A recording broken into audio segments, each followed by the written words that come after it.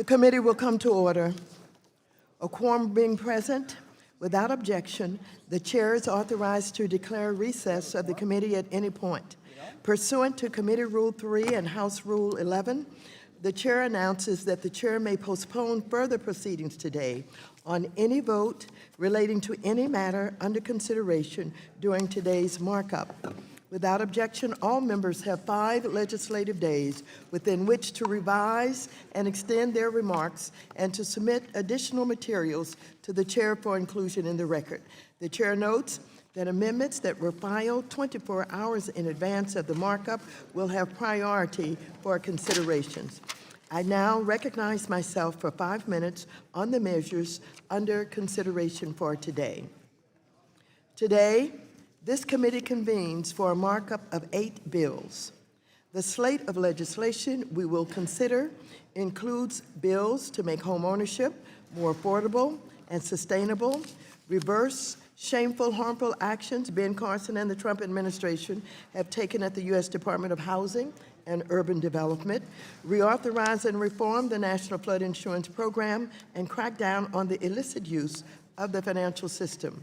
At today's markup, we will complete consideration of the Corporate Transparency Act, H.R. 2513, introduced by Representatives Maloney and King, which requires corporations and limited liability companies, that is LLCs, to disclose their beneficial owners to the Financial Crimes Enforcement Network, ending criminals' ability to use anonymous shell companies to hide their money and illicit activities.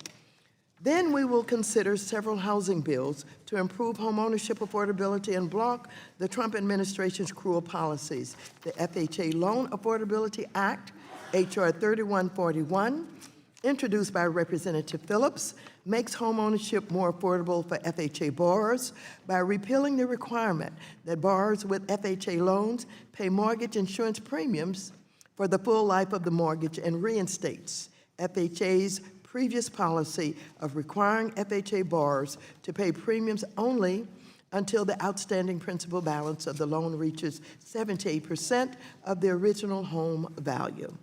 The Housing Financial Literacy Act, H.R. 2162, introduced by Representative Beatty, requires HUD to provide a 25 basis point discount in upfront FHA single-family mortgage insurance premiums for first-time home buyers who complete a housing counseling program to help them sustain home ownership.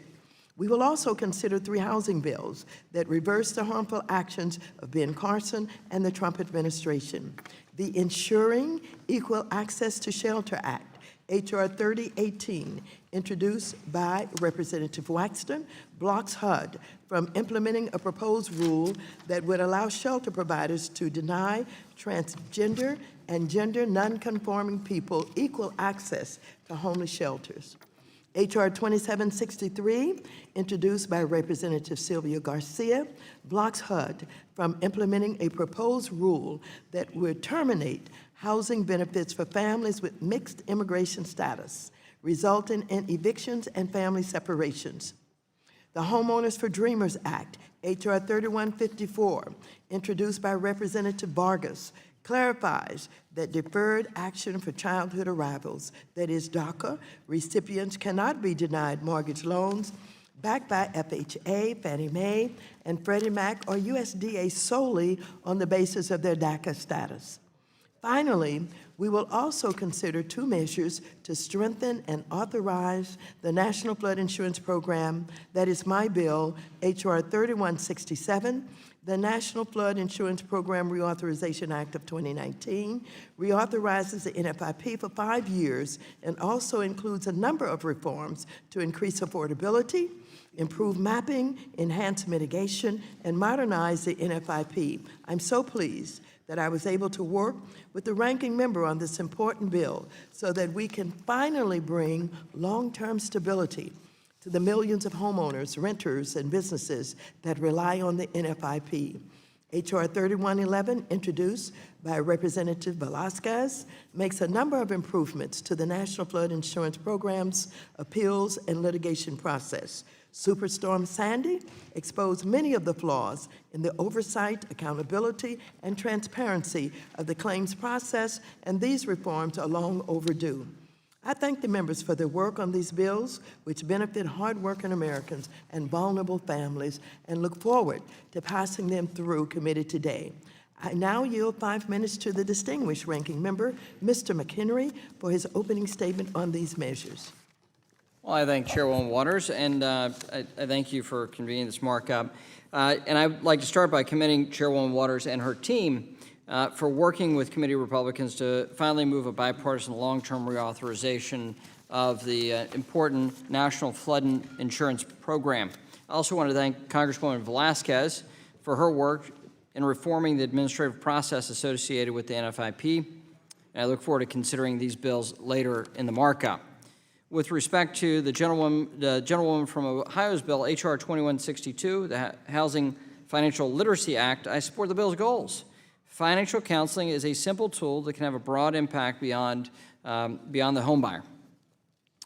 Turning to H.R. 2113, the Corporate Transparency Act of 2019. First, I would like to commend Ms. Maloney for her work, her diligent efforts, and her willingness to work with committee Republicans.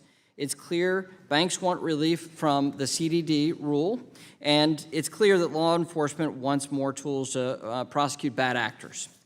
What is not clear is how this new burden on millions of law-abiding small business owners will affect these efforts. We also do not know the bill's implications on privacy, which is particularly concerning as we create another new government database that will be collecting and housing personal identifiable information. We need to deploy every tool in our arsenal to stop financing of terrorists and criminal activity. But I'm very concerned that we do not have the basic data we need to understand the impact of this bill, or at a minimum, whether this bill is even needed. I commend Ms. Maloney for her work on this bill, but unfortunately, I cannot support the bill at this time. With respect to Mr. Phillips' bill, H.R. 3141, I appreciate the gentleman from Minnesota's intent, but this bill is a solution in search of a problem.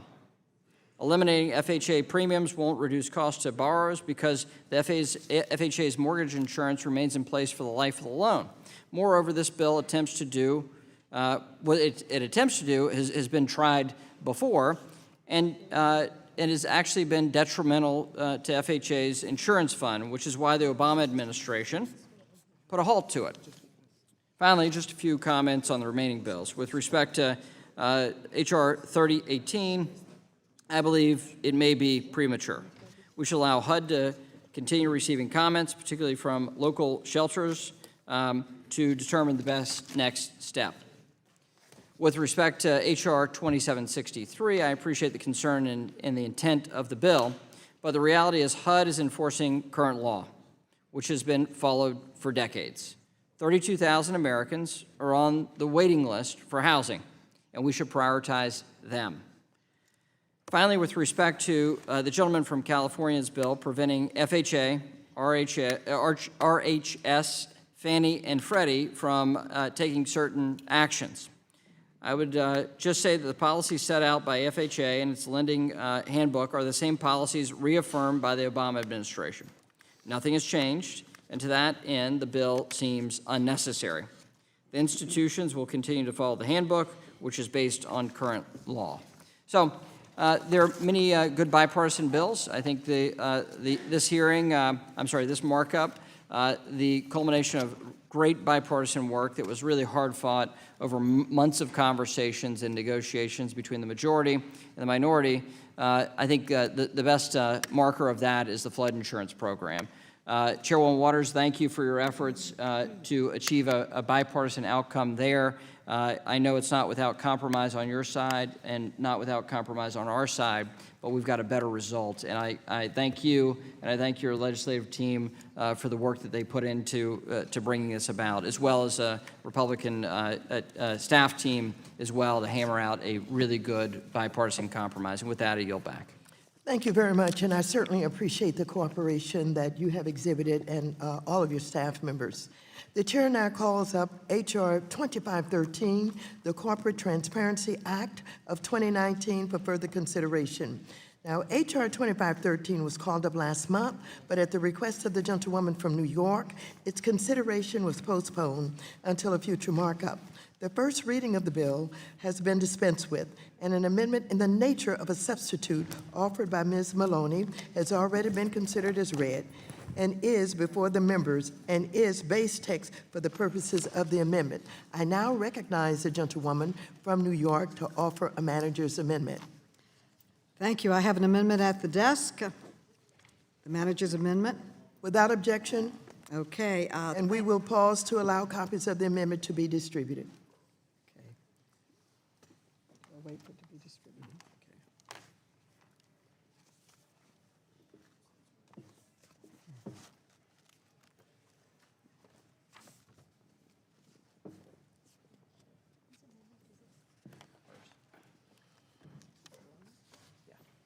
Thank you.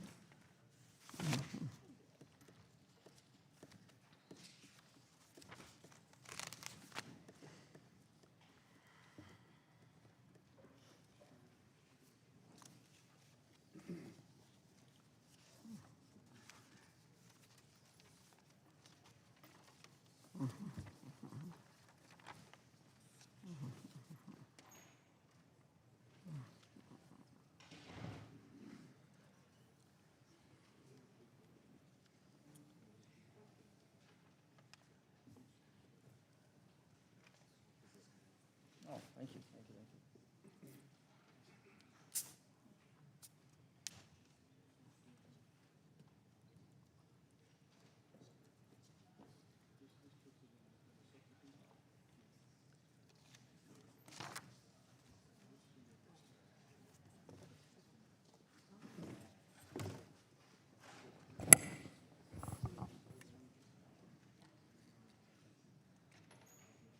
Okay. Can I start or am I waiting for her? We're just about ready. He's still passing them out.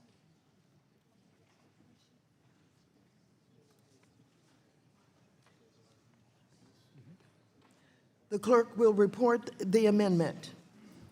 Amendment to the amendment in the nature of a substitute to H.R. 2513, offered by Mrs. Carolyn B. Maloney of New York. Page 12, starting on line 24, strike shall and all that follows through. Without objection, the amendment will be considered as read. The gentlewoman from New York is recognized for 5 minutes in support of the amendment. Thank you very much, Madam Chair. Before I go into the manager's amendment, I'd like to talk a little bit about this bill because I believe it is one of the most important bills our committee will consider this Congress. The bill is critical for our national security because it finally allows law enforcement to track the money that terrorist groups use to finance their operations. And because it is central to national security, I've worked very hard to get bipartisan support because I think it's critical when it comes to national security for it to be bipartisan. Disrupting terrorist financing networks should be one of our top priorities. But right now, terrorist groups can easily hide their money using anonymous shell companies. My bill would crack down on these shell companies by requiring companies to disclose their true beneficial owners to the Financial Crimes Enforcement Network, FinCEN, at the time the company is formed. This information would only be available to law enforcement and financial institutions who are required to know their customers. That way, terrorist groups and other bad actors would not be able to hide behind anonymous shell companies because law enforcement would have an easy way of figuring out who actually owns these companies. This manager's amendment makes a number of key changes to the bill. Most importantly, it includes robust privacy safeguards for FinCEN's database of beneficial ownership information. I've heard from Democrats and Republican offices that they are concerned about the privacy of beneficial ownership information. So I took their concerns very seriously, and with Mr. Lukemeyer, we made a number of changes. One major concern I heard, including from the ranking member, was that law enforcement should not be able to search the database randomly without any connection to an actual investigation. So I've included language explicitly prohibiting this and requiring law enforcement to have an existing investigatory basis for any request for beneficial ownership information. This amendment also says that only authorized users and law enforcement agencies who have undergone the appropriate training can use the database, and it requires law enforcement agencies to maintain an audit log of all their requests for beneficial ownership information so that they can be audited every year to ensure that they're using the database appropriately. These privacy safeguards are very similar to the safeguards that FinCEN already uses for its database of suspicious activity reports, or SARS.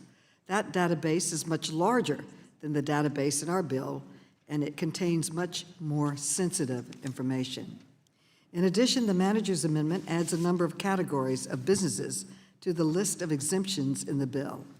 All of these businesses already disclose their beneficial ownership information either publicly or to their regulators. So requiring them to disclose this information to FinCEN would be duplicative and unnecessary. And so we're exempting these businesses in this amendment. Finally, I want to express my sincere thanks to a number of my colleagues who were very helpful on this bill. First and foremost, I want to thank Chairwoman Waters, who has been a strong supporter for many years. She was an original co-sponsor for the past 3 Congresses and has worked with me every step of the way on the bill. I also want to thank my good friend Peter King, who is the son of a police officer, former chair of the Homeland Security Department, and he understands how important this bill is to law enforcement and has been a great partner. And I want to thank Mr. Lukemeyer, who has done an incredible amount of work on this bill. And as I've said before, he was a very tough negotiator, but I believe all of his changes have made the bill better, and I look forward to continuing to work with him going to the floor. This bill has an enormous amount of support, and I'd like to submit the letters that I've received in support. This includes a letter from 127 non-governmental organizations led by the FACT Coalition, who I've worked with closely on this bill for many years. They've done an incredible amount of work. It also is supported by the entire financial industry, the real estate industry, over 90 national security experts, and it's all here. They all support it. Law enforcement cannot understand why we have not been able to pass this bill when so many other countries already have. Thank you very much. Is there further debate on the amendment? Move to strike the last word. For what purpose does the gentleman from North Carolina seek recognition? I move to strike the last word. The gentleman is recognized for 5. Thank you, Madam Chair. And I want to start by thanking the gentlewoman from New York, Ms. Maloney, for her commitment to this issue. I know she's worked on it for quite some time. She's worked in good faith to address some of the concerns raised by the minority. I appreciate her willingness to engage with us, and I think what we have before us today is a better bill than where we stood at the last markup. But I think we have to look at all avenues to root out money laundering and the inappropriate use of shell companies. But those efforts have to be balanced with privacy protections and limited intrusion on legitimate small businesses. For the last several months, my staff and I have repeatedly requested information from the U.S. Treasury Department and FinCEN to help inform this legislation.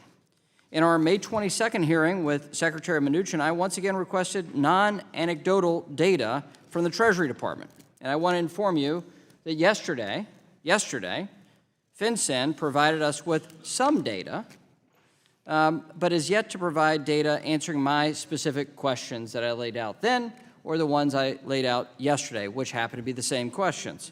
The information received does not justify the burden placed on small businesses. Furthermore, members of this side of the aisle made 3 relevant requests to the Government Accountability Office last Congress. The reports currently being drafted by the GAO could contain important information to better inform this debate. However, they're still being drafted. We create a new federal government database that tracks all the ownership structure of small businesses in this country. Now, it's a question of not if this government database will be breached, but when. And we do all this on the backs of small businesses and the small business community. Before we do that, I would suggest we should examine every possible avenue to reduce the burden on the nearly 4 million small businesses that will be impacted. I'd also want to take steps to ensure that information collected and maintained by FinCEN is protected. This bill, unlike the processes laid out in FISA, the USA Patriot Act, and the USA Freedom Act, the successor of the Patriot Act, this legislation does not require the judicial process to gain access to the beneficial ownership information. So if you thought that the USA Patriot Act did not ensure privacy, then this has less privacy standards and has no judicial overview and no third-party verification or second-party verification of the need to access the database. The merits, I think that merits serious pause, particularly when we're discussing a database containing the ownership structures of millions of American small businesses. I understand the concerns of financial institutions that have been inappropriately saddled with the requirements to collect and maintain information under the current CDD rule. To those institutions, however, I would say that this legislation may not have the impact that you hope it will. Nowhere in this legislation is the CDD bill repealed, or CDD rule repealed. It calls on FinCEN to, quote, bring in conformance the rule and, quote, reduce any burdens on financial institutions, end quote. Despite these shortcomings, the bill we consider today is the result of months of negotiations between Mrs. Maloney and the gentleman from Missouri, Mr. Lukemeyer. This version of the legislation, as I said, is far better than the version we saw at the beginning of this Congress and the version that was slated to be considered last month. I welcome that, and I think that is serious progress. It's unfortunate that this is scheduled today without additional data from Treasury or any real data from Treasury, FinCEN, and the Justice Department, or the reports from the GAO. While I oppose this legislation in its current form, I do hope and encourage the gentlewoman from New York. I encourage her to continue to work with the minority to enhance privacy and small business safeguards before this legislation reaches the House floor. I would like to once again thank the gentlewoman from New York and the gentleman from Missouri for their work and effort to bring a better bill, but in my view, not good enough bill before us today. And Madam Chair, in conformance with some of the things I've outlined, I have letters of opposition that I'd like to submit for the record from the American Civil Liberties Union, the National Federation of Small Business, the Due Process Institute, the American Bar Association, Americans for Prosperity, Freedom Works, and Heritage Foundation. Without objection, such as you order. Thank you. Quite the interesting bedfellows, if you will, on a piece of banking legislation. But with that, I look forward to a good discussion on this matter, but I am encouraged by the fact that there's been cross-party conversation in a deep and meaningful way about this bill, and yield back. Thank you. I now recognize myself for 5 minutes. H.R. 2513, the Corporate Transparency Act of 2019, is an important piece of national security and crime-fighting legislation. I applaud Ms. Maloney's dedication to the 10-year effort in crafting a bipartisan bill that has earned the strong and diverse support of the national security, law enforcement, human rights, financial services, and faith-based communities. These entities have come together because the United States has become a haven for those seeking to hide and launder funds related to illicit activity. Witnesses from the Federal Bureau of Investigation and other law enforcement agencies have testified before Congress on the breadth and depth of the challenge. The effects of our opaque system are found in plain sight throughout the country, from the concealed foreign ownership of mansions in Beverly Hills, California, to the Russian-owned condos of Miami and New York. And without this bill, the United States will attract even more illicit activity. as other financial centers, including the United Kingdom and the European Union, close their doors to anonymous shell companies through the completion of their own transparent national corporate registries. If Congress does not follow suit, we will signal that the United States is still open for illicit business. I support this bill because the United States should not be one of the easiest places in the world for a bad actor to hide and launder money. I again commend Chairwoman Maloney for crafting this long overdue bill, and I urge my colleagues to support H.R. 2513. For what purpose Madam Chair. does the gentleman from Missouri seek recognition? Madam Chair, I move strike last word. The gentleman is recognized for 5 minutes. Thank you, Madam Chair. I've been working with Treasury for years to attempt to change the CDD rule. As we speak, third parties are burdened with collecting beneficial ownership information. However, I'm a firm believer that it is squarely FinCEN's responsibility to collect and protect this information if they want it. While I prefer to avoid codifying this rule into law, this legislation will solve many problems, and we're not left with many alternatives other than do that, in my judgment. I would like to thank Congresswoman Maloney for working with me on this legislation. She has fought this fight throughout her time in Congress, and today's bill is a major step in the right direction. From the beginning, the Congresswoman has been very receptive to many of my suggestions and priorities. While no bill is perfect, through our negotiations, we have produced legislation that fights money launderers while limiting burdens on small businesses, protecting the privacy of business owners, and eliminating burdensome regulations on America's financial institutions, including small and community banks. During our last full committee markup, many of my colleagues raised concerns relating to data security and privacy. So to begin the discussion on that, we need to recognize this information is already being accumulated. This is not a new database that we're creating. So what we did was try to protect the privacy and included language that would only allow the disclosure of beneficial ownership information for law enforcement, national security, or intelligence purposes. We also added strict penalties on any individual who misuses that information without authorization. To limit the burden on small businesses, we eliminated the dual reporting requirement, so beneficial ownership information is only collected once a year, making it a common business practice. We also included multiple provisions to ensure that any small business that is unaware of the reporting requirements or simply forgets to provide beneficial ownership information is not subject to penalty. The legislation specifically states that only those who willingly and knowingly refuse to provide accurate information are in violation of the law. Our goal is to go after bad actors, not mom and pop shops. Furthermore, we eliminated burdensome regulations on banks by finally putting to an end the financial services industry being deputized by law enforcement, and importantly, forcing Treasury to revise the CDD rule to make it conform with this bill.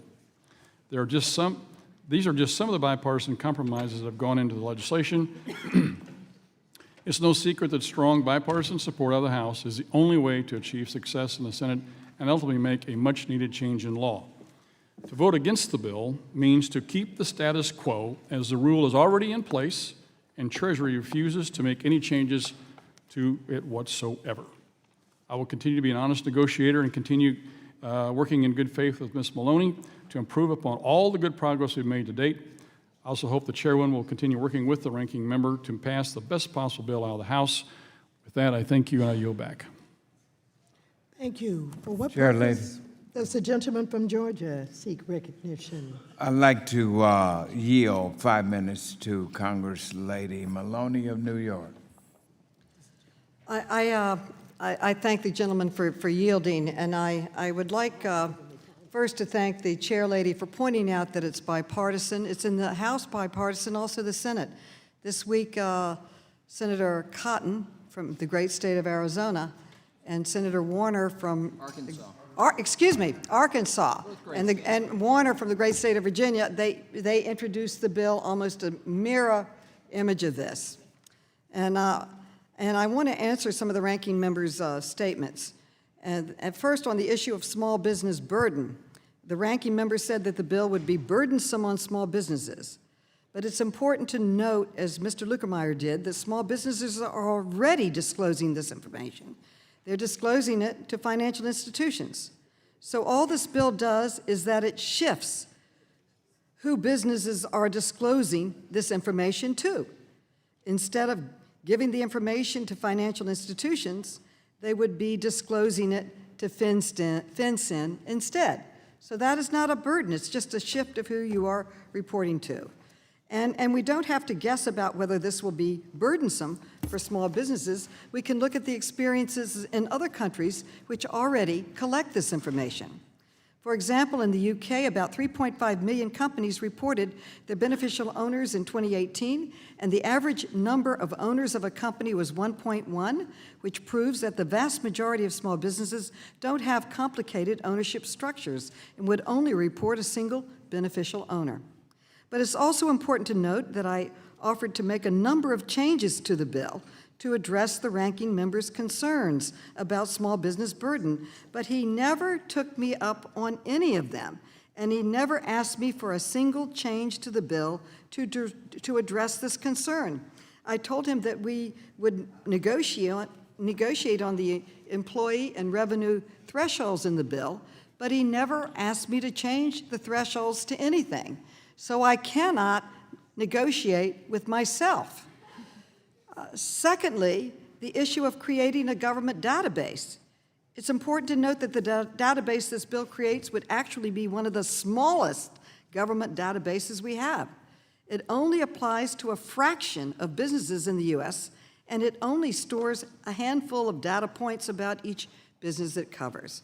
It wouldn't even be the largest database in FinCEN. The Suspicious Activity Report database is an order of magnitude larger than this one would be and contains much more sensitive and detailed information. So I think that this concern about creating a massive government database is a red herring. I would also note that at the last markup, the ranking member raised concerns about whether the bill would cover one of the most famous examples of an anonymous shell company being used by a bad actor, and I refer to the Iran Tower, which is located in the district I represent, Manhattan, which was a large office building that was secretly owned by the government of Iran for decades. In response to this concern, I wrote the ranking member a 5-page memo, which I'd like to put in the record, walking through the details of the Iran Tower case and explaining that the bill actually would have applied to the Iran Tower. In fact, disclosure of beneficial ownership information would have drawn a direct line from the office building to the government of Iran. So I am disappointed and hurt that the ranking member is opposing the bill because I have bent over backwards to accommodate the concerns that have been raised on the other side of the aisle. In fact, I've made about 20 significant changes to the bill from my last Congress to address concerns that Mr. Lukemeyer raised and has raised in the course of our negotiations, which we have been negotiating since January. I have asked the chairwoman to delay this bill to give the ranking member an additional month to negotiate. But in this entire time, the ranking member never asked me for a single change to the bill. So again, I'm very disappointed that the ranking member has chosen this course, and I urge my Republican colleagues not to follow him down the path and oppose the bill. Will the gentlelady yield? I strongly urge you to support this bill and work with me going forward as we go to the floor. The gentlelady- This bill, The time belongs to the I gentleman. will at the end of my time. This bill will save lives. It is needed. Law enforcement is asking for it. And if they can't finance their terrorism activities, then we don't have the terrorist activities in our country. So it's critical to law enforcement. It's critical to the people we represent. It will protect The people. gentleman's time And I has yield back. expired. For what purpose does the gentleman from Georgia seek recognition? Move to strike the last word. The gentleman is recognized for 5 minutes. Thank you, Madam Chair. I'd like to yield my time to the ranking member, Mr. McHenry. I thank my colleague for yielding. And I would say to my colleague on the other side of the aisle, perhaps she mistook my tone. I was laudatory and praiseworthy of her interaction. I have a subcommittee chair that's been working with her, and that is who I've worked through on my side.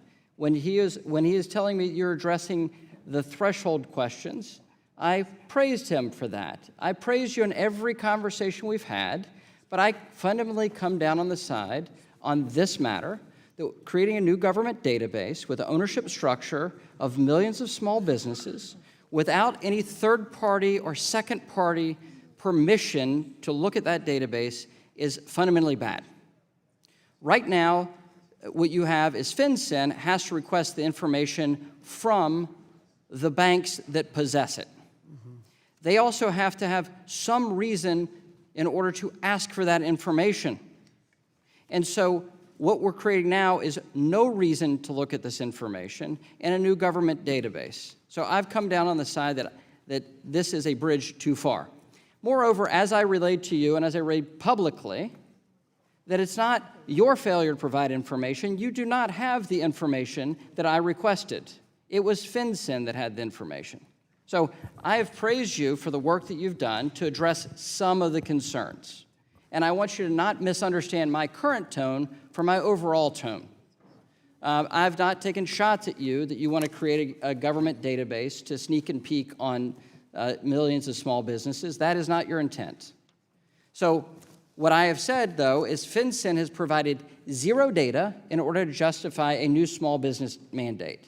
I did not say you possessed the information and therefore couldn't do it. Moreover, with the Iran Tower, we have already a CFIUS process. We also have Anti-Money Laundering and Bank Secrecy Act provisions. We have U.S. attorneys and the Justice Department. We have a myriad of other pieces of law that should have caught this. It does not require a new small business mandate on, millions of small businesses that have never heard of what the Financial Crimes Enforcement Network, or FinCEN as we commonly called it, what this intelligence bureau does and why they have to respond and give their ownership structure to a new agency of government they've never heard of. Moreover, we don't even know if small businesses will comply with that if sent a postcard in the mail or an email requiring them to provide this information. Where they would naturally respond would be to the Internal Revenue Service, as we've said, as my colleague French Hill has said. They would naturally respond there and provide a bit of more information. And that would be a natural place for this to reside. However, because this is not the Ways and Means Committee, and the gentleman from New York does not serve on the Ways and Means Committee, we're doing it through banking regulation. Well, the failure of the CDD rule is that we're putting this burden on the banks. And now we're creating a new burden to shift it off to the banks, but not fully, and hand it over to small businesses to comply with a new agency of government. So I think there's a big issue. We had a major debate about the USA Patriot Act and USA Freedom Act for government cell phone collection, the collection of cell phone records from of the government. We put in place a requirement that in order to look at that database, you have to go to the FISA court and justify pulling a single person's cell phone record. We put in massive amounts of safeguards for privacy, and yet still, that government database was breached. So this is of legitimate concern that I've raised these issues. I have worked through my colleague Blaine Lukemeyer to deal with a great deal of these, but still could not get to yes. So I thank you for coming along the way. I still think it has a fundamental problem, the nature of this bill, and that's where I stand. And I've told my Republican colleagues that they can vote as they wish, as they normally do on our side of the aisle, as they wish. And it is my intention to vote no on this bill because I think it still is too much of a burden on small business, as much as we want to fight money laundering and human trafficking and illicit finance. We have other mechanisms to do that and a better, more efficient way to do those things rather than burden a whole new group of individuals and small businesses in this country. And with that, I thank my colleagues for yielding, and I yield back. The gentleman's time has expired. For what purpose does the gentleman from Texas seek recognition? To yield to the gentlelady from New York, Madam Chair, and strike the last The word. gentleman is recognized for 5 minutes. Thank you. I respect the gentleman, and I appreciate his comments, but it's precisely because Treasury and law enforcement and CFIUS does not have access to this information that this is why we need the bill. Let me give you one example. I got a call from a law enforcement person who said that there was a company in Florida trying to buy all the voting machines, a significant amount of them, in America. And this was a threat to the national security if they owned, it was he thought it was a adversary to America. He knew it was an adversary. So I filed a CFIUS complaint. I said, why should we sell an American company to this organization? You go to their headquarters, it's in a building, and their headquarters was in a broom closet. They had the name on the door, but it was a broom closet. So CFIUS said they'd look at it, they didn't see any problem, they wanted to sell it. This is a true story. I said, tell me who owns it. It's an LLC, find out who owns it. Treasury took months, they came back to me, they said they investigated the LLC, it went from one country to another country, to another country, to another country, and back to Florida. And they couldn't find out who owned the company. And they denied selling this company, the voting machines, and the country was Venezuela. Venezuela then tried to buy the voting machines in other countries in South America. So if law enforcement tells me they need a tool to protect us when terrorism is one of the biggest threats in our country now, I want to do everything I can to help them get the information they believe they need. And when they talk to me, they say, I don't understand it. Every other country has it. Why don't we have it in America? Well, you remember the scandal in Panama? Remember that, when all these people were hiding their money, drug cartels, sex traffickers, murderers, you name it, and everybody said, oh, America's great, their money isn't down in Panama. Well, guess what? You don't have to go to Panama. You can hide anything you want in America, and no one can crack that LLC. Now, what is interesting about this bill is that practically the entire business community in America is supporting it. Even those that will lose money when this goes into effect. The realtors, they're going to lose selling all their property to these sovereign wealth funds around the world because they're putting the national security of this country ahead of everything else. Now, Peter King and I spent the day practically in hearings on 9/11 health for men and women who risked their lives to protect others, now are sick and dying. That's another bill we're meeting on. We just celebrated D-Day, where Americans gave their lives running into beaches where they knew they were going to be killed. 90% chance they're going to be killed because of the values of freedom and democracy and independence. And law enforcement is saying, help us keep this freedom, democracy, and independence. Just let us have the tools to look at who's owning these LLCs. I think we should be taking somersaults to do everything they want. This is a top priority to me because my city continues to be a terrorist target, as this city is a terrorist target. Talk to the Intelligence Committee. They'll tell you they're still jibber-jabbering about how they can attack us. In New York, last time I looked, there were 24 attempts since 9/11 to come in and kill New Yorkers. Because this committee and the whole Congress came together after 9/11, we put in safeguards and reforms on our intelligence system that is protecting us. But they just have to slip in once. Why not help law enforcement find out who owns all these places, these bank accounts? You can ride through my district at night. They're in complete buildings. There are no lights on. They're bank accounts. Why can't we let our law enforcement, if they suspect and they have the proof and they're doing an active investigation, which they have to prove? I believe this apartment is really a hideout for a storage place for sex trafficking.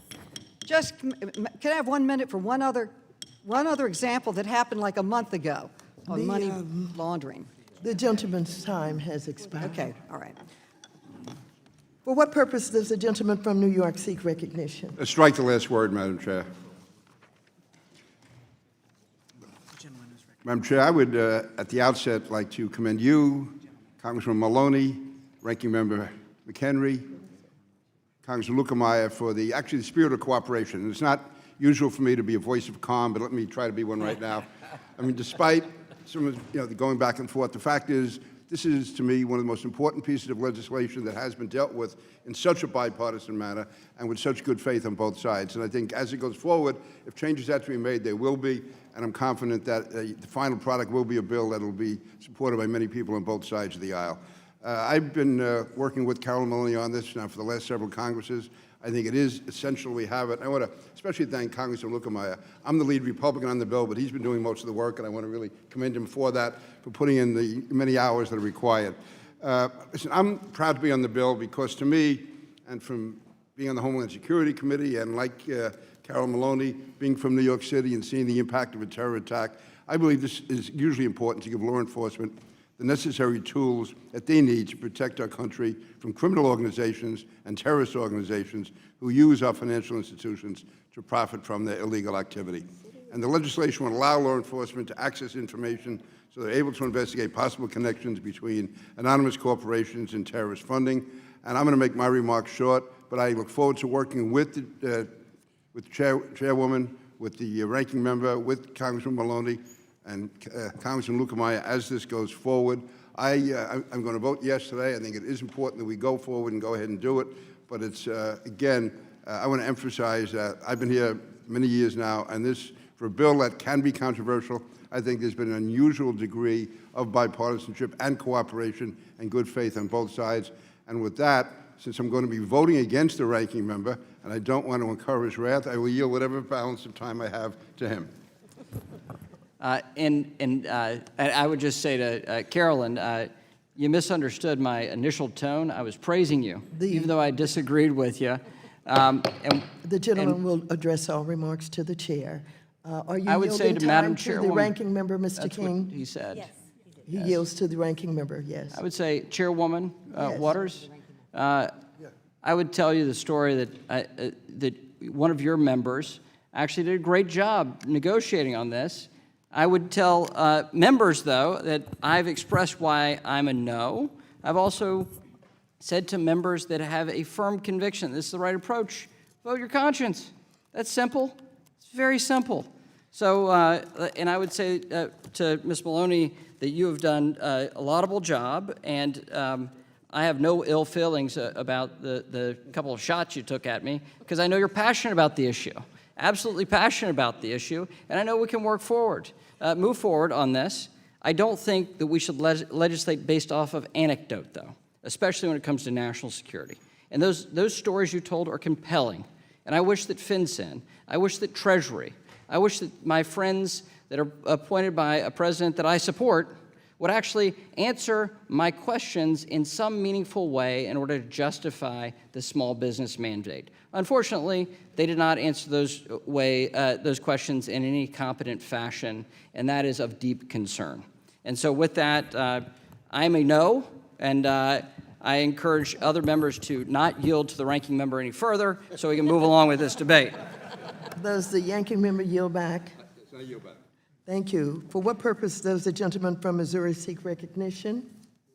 Move strike the last word. The gentleman is recognized for 5 minutes. Yes, Madam Chair, we will only have anecdotal material until we put in place some legislation like that which has been proposed. The police and the prosecutors, they do what they've been trained to do. They follow the money. But they continue to run into a brick wall of a shell company. And so I think it is extremely important that we keep in mind that 30% of high-end, all-cash real estate purchases in 6 major metropolitan areas of this country are involved in beneficial owners or purchaser representatives that is also the subject of a previous suspicious activity report. And with that, I yield to the gentlewoman from New York, Ms. Maloney.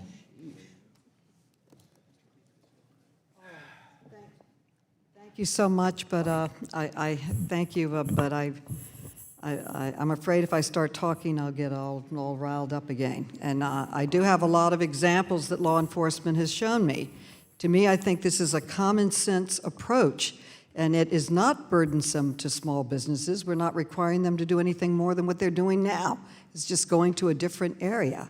And what I can't understand, if we have professional law enforcement and they uniformly tell us this will help them protect our neighbors, our constituents, it will help us make America safer, why in the world don't we want to give them the tools to do the job? It makes no sense to me. It makes no sense. Most people say, why hasn't this passed? It's just containing information. And so no one has any problem with it unless you're a terrorist or a drug dealer or you're selling illegal guns or you're hiding money that you stole from another country. I confess. I confess. Sheesh.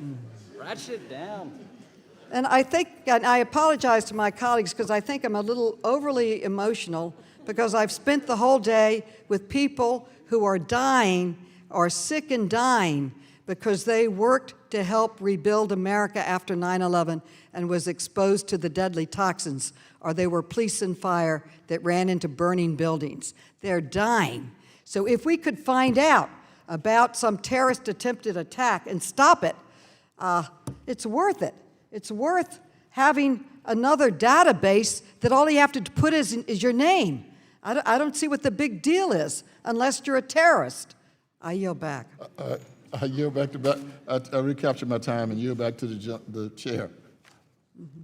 Thank you very much. For what purpose does the gentleman from Arkansas seek recognition? Move to strike the last word. The gentleman is recognized for 5 minutes. I thank the chair. Thanks for scheduling this markup. Thanks for bringing this bill back for additional discussion. To echo the ranking member and thanking Mrs. Maloney for her years of work on this measure and also the work of Blaine Luetkemeyer to improve the working draft that we've had before us over the last few weeks. And I think everybody knows that it's quite clear that there's a full shared goal on members of both sides of the aisle to identify bad actors that are using shell companies to structure money laundering and illicit finance, whether they're hiding the money from their ex-wife by having a shell company in Nevada or moving their assets to Alaska.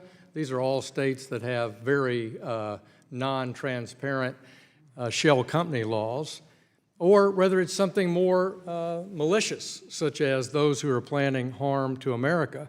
And I know that everybody here shares a common sense of patriotism and loyalty to the country, and in no way do we harbor, act like, or share any values of people who either break the laws of illicit finance or promote terrorism. I'm sure no one would impugn anyone's view in that regard. But first of all, since Graham Leach passed, we collect this information. Let every member in this Congress know we collect the information on Know Our Customers at our banks. And since Treasury clarified what they're looking for in beneficial ownership last May by their rule, we have a clarified definition of what banks are looking for when it comes to who is a beneficial owner and what are we talking about under beneficial ownership. But as the ranking member said, we are still looking for facts, and over the 4 years that I've been in Congress, I've not seen a hearing on the federalism aspect of states like Nevada, states like Alaska that have very lax incorporation rules about having the states collect this information with a proper definition. I've had no hearing on that, and I've been involved in the terrorism finance issues since I've been in Congress. Further, I haven't seen us try to go, how do we collect this in the least cost, most effective way? We've had no real hearing on that. And I speak, Madam Chair, from the point of view of someone who's been in banking for 35 years and in the securities business, worked at the Treasury Department, served on this illicit finance task force and subcommittee, and absolutely want to solve this issue. But traditionally, if we want more information from business people in America, we gather that information through the Internal Revenue Service, through the promotion of the regulations governing filing a tax return. And pursuant to Mr. Luetkemeier's interesting list of improvements he's made, which I agree there are improvements, if you're interested in privacy, the IRS is superior. If you're interested in promoting this information and capturing it in the regular course of business, The IRS filing is the more regular course of business. If you're interested in it being uniform in all 50 states, the IRS code is the best place to collect it. If you're interested in being subject to compliance and make sure people comply with the rule, and there are criminal penalties in Mrs. Maloney's bill if you don't comply with this collection procedure, then you're under that already in filing your income tax return, both procedures, compliance, and penalties. We had a retired FBI agent testify before this committee saying that FinCEN doesn't have the collection regime to go out to 10 million small businesses and ask them to file this information. That's not their job. FinCEN's job is analyzing information given to them by the financial institutions. And Mr. Lukemeyer suggested that in one of the changes that we're now doing it only once a year. Mrs. Maloney had required it in her original draft to be collected every time there was a change. Now we're only going to collect it once a year. What's the best way to collect information once a year? In the tax return filing.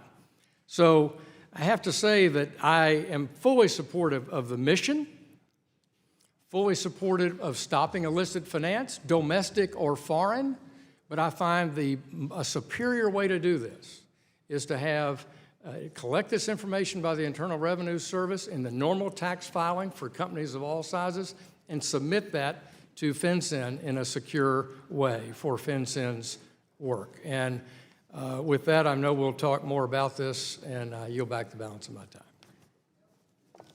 For what purpose does the gentleman from Massachusetts seek recognition? Madam Chair, I move to strike the last word. The gentleman is recognized for 5 minutes. Thank you, Madam Chair. I want to, first of all, congratulate Ms. Maloney on this piece of legislation. I know she's been working on it for a really long time. On this bill. I do want to say that this issue, and I agree with Mr. King, the gentleman from New York, this is probably one of the most important things that we will do in this session. When I first came to Congress, I was actually elected on September 11th, the day of the attacks in the Democratic primary in Massachusetts. And when we came here and I came on this committee, the work in a bipartisan fashion was for us in this committee to actually go to some of the countries in the Middle East and ask them to reform their money laundering and anti-terrorist financing legislation. We worked with Morocco, we worked with the Jordanians, we worked with the Afghans, and we pushed them really hard with FinCEN's help and with Treasury's help to adopt anti-money laundering legislation. And I have to say that one of the biggest criticisms that we got when we tried to persuade those legislatures, those parliaments, was that our own money laundering framework was the worst. And it was because of the lack of beneficial ownership information here in the United States that made us one of the targets, one of the most prolific money laundering venues around the globe. And I want to read you, we're part of a group, the Egmont Group and FATF, the Financial Action Task Force, that actually does a global assessment of how each country is doing with their laws. And I'm going to read you just a section on how the global anti-money laundering organizations view the United States. It says here, the lack of timely access to adequate, accurate, and current beneficial ownership information remains one of the fundamental gaps in the U.S. context. The National Money Laundering Risk Assessment identifies examples of legal persons in the U.S. being abused for money laundering purposes, in particular through the use of complex structures to hide ownership. While authorities did provide case examples of successful investigations in these areas, challenges in ensuring timely access to and availability of beneficial ownership information more generally raises significant concerns bearing in mind risk and context. So we have trouble convincing other countries to do the right thing on money laundering and terrorist financing because they point right back to us and say, what are you doing? And I know that the gentlelady from New York and the gentleman from New York have pointed out the problems that we have in Miami, in southern Florida, a lot of Russian money, a lot of Russian money in New York City as well.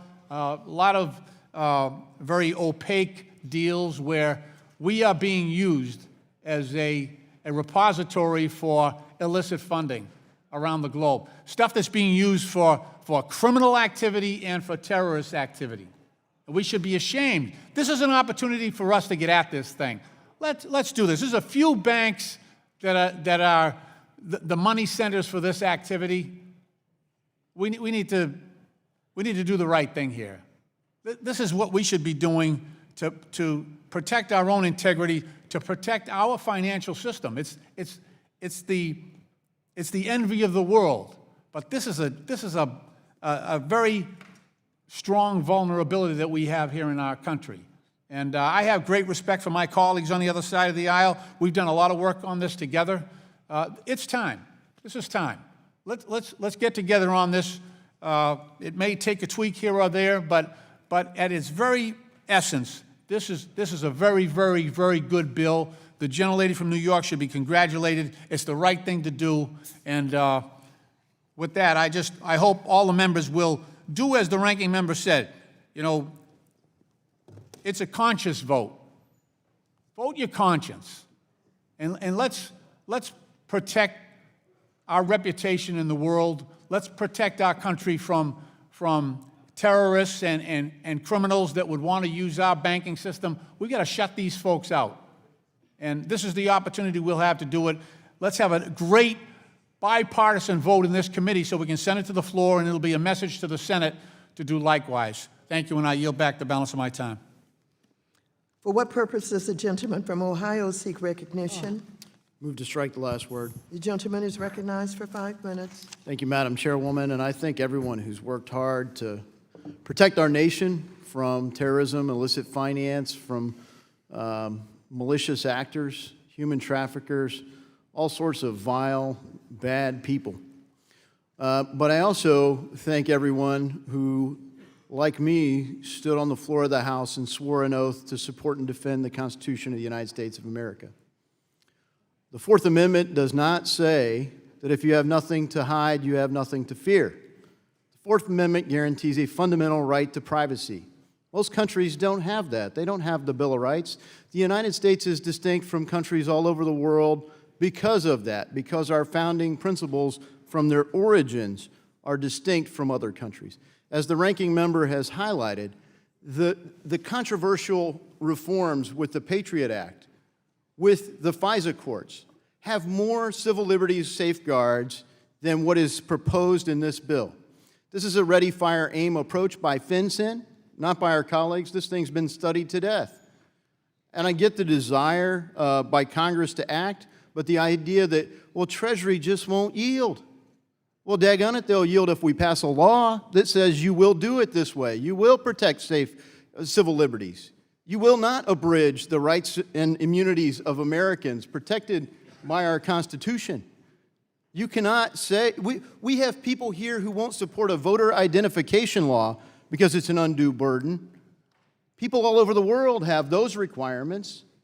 But this is a corporation that if they're suspected of these actions, why can't law enforcement do what they have to do in almost every other case, many other cases, not enough? They have too much access to our information without a warrant. They should get a warrant. That's the provision from the founding principles. When a government agency, the United States Postal Service, has a parcel in your name, in their custody, with government employees in possession of it, if they want to open it up, what do they have to do? They have to get a warrant. That's the process. We talked about, but you're already disclosing this. Yeah, to banks, there's no central repository for the information. Now you're putting a central repository. This thing has not been well thought out. I'll be offering an amendment later, but I feel that as passionately as my colleague from New York feels about solving the problem, I feel that passionately about protecting the civil liberties of Americans. This is absolutely wrong to criminalize even more people, to say, yes, law enforcement wants that. They want access to all of the data that they can get access to with no warrant. And this is what happens all over the world when you have authoritarian regimes. They can just query the data. They can just search here. They can gather this information. They've built this case, and now they come and say, well, I need a warrant for thus and such, after they've already accessed all the information that they would otherwise not be allowed to access. The provisions that we have already get after all the bad actions. As the slide highlights, do we really believe that filling out one more piece of paper, that because they do that, not with their banker, but with FinCEN, they're going to say, oh, well, I'm sorry, I'm a terrorist. I'm not going to fill out this paper this way. I mean, the provisions that are here are essentially going to criminalize business owners. And we're going to be able to breach all the civil liberties and due process fundamentals that go to the owners of these businesses. And beyond the beneficial owners, people that have moving definitions as to what it is. And I do appreciate the work that's been done to quantify what that definition is versus somebody who might exert some sort of influence over the corporation or in some way benefit from the operation of the entity. So there's been great progress, as the ranking member's highlighted. He's done a great job of highlighting the diverse coalition of people that still are passionate about civil liberties. Yes, passionate about defending our country. Absolutely. But when we defend a country that has abridged its fundamental principles in order to be defended, what are we protecting again? We have to do our fundamental oath, which is to support and defend the Constitution of the United States of America, and this is an abridgment of it. We need to study it better by FinCEN, by the agency tasked with doing it, and they need to make the case that they never made in rulemaking. And I yield. Is there further debate on the amendment? Madam Chair.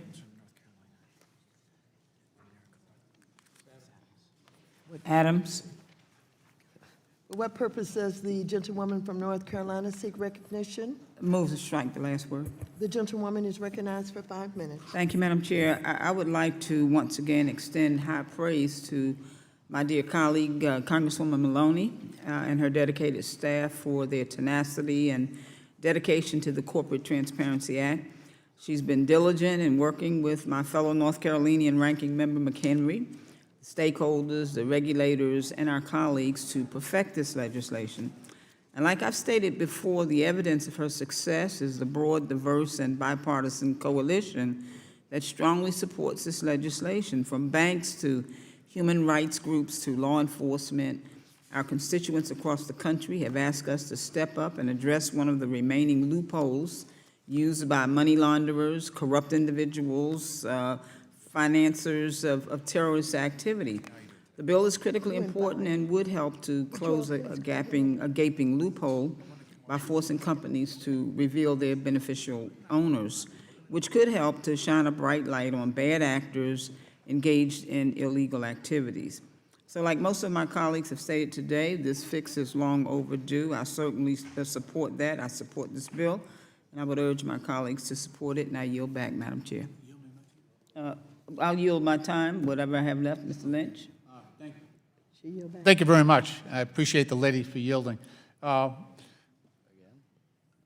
Let's remember what we're trying to do here. This is not a search and seizure. We're asking these people who they are. That's what this bill is. This beneficial ownership is not some deep, dark secret. We're not undressing these people. We're not invading their homes. They're using the U.S. financial system, and we're asking them, who are you?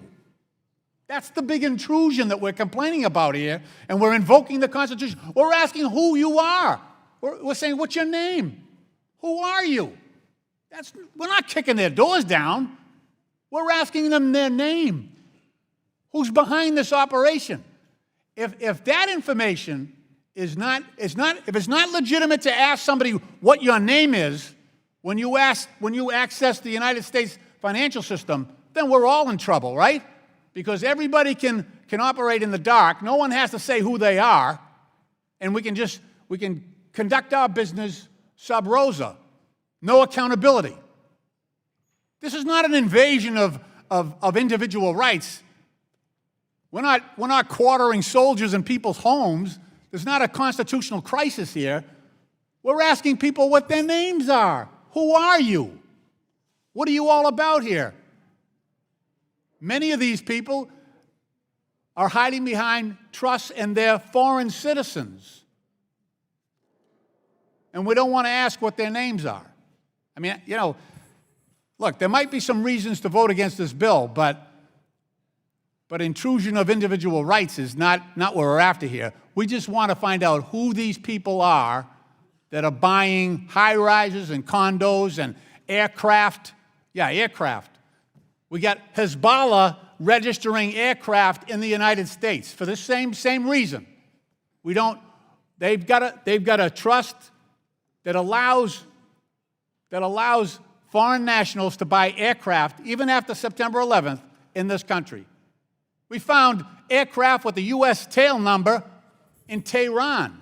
We found aircraft with a U.S. tail number on the tarmac in Libya when we had a no-fly zone there. We'll get to that later. I have legislation on that, on beneficial ownership of aircraft. But let's be serious here. All we want to know is who these people are. And that will be enough. You know what will happen? They'll go to Cayman Islands. They'll go somewhere else. But they won't have access to the most powerful and prolific financial system in the world. They won't be able to play in our yard. They'll go somewhere else. And that's good. That's good. Because it'll protect the integrity of our financial system.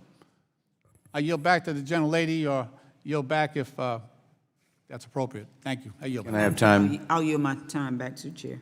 For what purpose does the gentleman from Texas seek recognition? I'd like to give time to my colleague from Missouri, Mr. Lukemeyer. The gentleman is recognized Strike the for last 5 word. minutes. Thank you, Madam Chair, and the gentleman from Texas, Mr. Williams. We've been throwing around a lot of information and suggestions and ideas here, and let me just kind of go back and let's rethink what's actually going on here, restate what actually has happened. Treasury, in its infinite wisdom, put together a rule with FinCEN that says they want to be able to do a better job of watching out for money laundering that's going on within our system. Now, the gentleman from New Mexico, Mr. Pierce, who was a good colleague of ours in the last session, was on this committee. He chaired up the Terrorism Financing Committee, and this was a bill of his design and support. There's nobody more conservative than Steve Pierce, and this is something he supported wholeheartedly because he understood the threat to our country and to our system. And while Mr. Lynch is right in one respect for some of the stuff he said, I've already talked to folks in the Caymans, and they do a better job of protecting their system than what we do. That's why everybody comes here. So what have we got? We got a problem. And so, again, Treasury tried to make a change. We've worked with Treasury. I have personally worked with the Secretary of the Treasury for over 2 years and asked him, begged him, please change this beneficial ownership situation because it is untenable the way you've got it structured. And it refused to do it. Absolutely refused to do anything whatsoever. So what are we left with? We're left with a rule that is untenable, and the last person in the world who wants to codify a rule is me. But that's what we're left with. So here we are today, having the banks be a third-party collector of information between small businesses and FinCEN. Now, whether you have the banks, or you have the attorney who incorporates the business, or you have the accountant that oversees their books, or you have the local law enforcement agency that is tasked with collecting this information, there's no need for a third party, in my view. And this is why I got interested in this, and why I think we need to cut out the middleman here and go directly for FinCEN doing it. I like Mr. Hill's idea of going to Treasury, but that's not on the table with our folks across the aisle. So where are we at, or where we're at? Now, to address some of the concerns that I've heard here today with regards to the small business folks being gone after here and penalized, that's why we have knowingly and willingly in this. If you have somebody knowingly and willingly violating this law, I think you've probably got a pretty good idea who the folks are that we're trying to track down here. Because there's plenty of of protections in this law, in this bill here, that says if you inadvertently do it, unless you're knowing and willing to do it, you don't have to face a penalty. So I think we've got some pretty good protections there. With regards to other privacy protections, we've put all kinds of other stuff in here. If you want to put the FISA protections in the bill, I have no problem with that. If that's an idea that you think is going to add to the safety and security of the information, wonderful. But remember, this is not a new database. This is when somebody said this. This is an existing database that's already in place, and it's being used because the information is already being funneled from the banks into this database as we speak. So how do you protect it? I think we've got some pretty good protections there. If you want to add to it, I'm all for it. With regards to, one of the comments was made with regards to this doesn't take the CDD rule out of order. What we've done in the bill is force the Treasury Department to conform the CDD rule to this bill.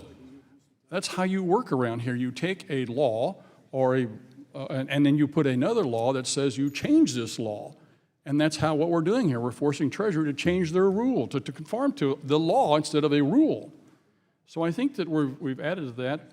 The other thing that was made is too much of a burden on small business. It's already there.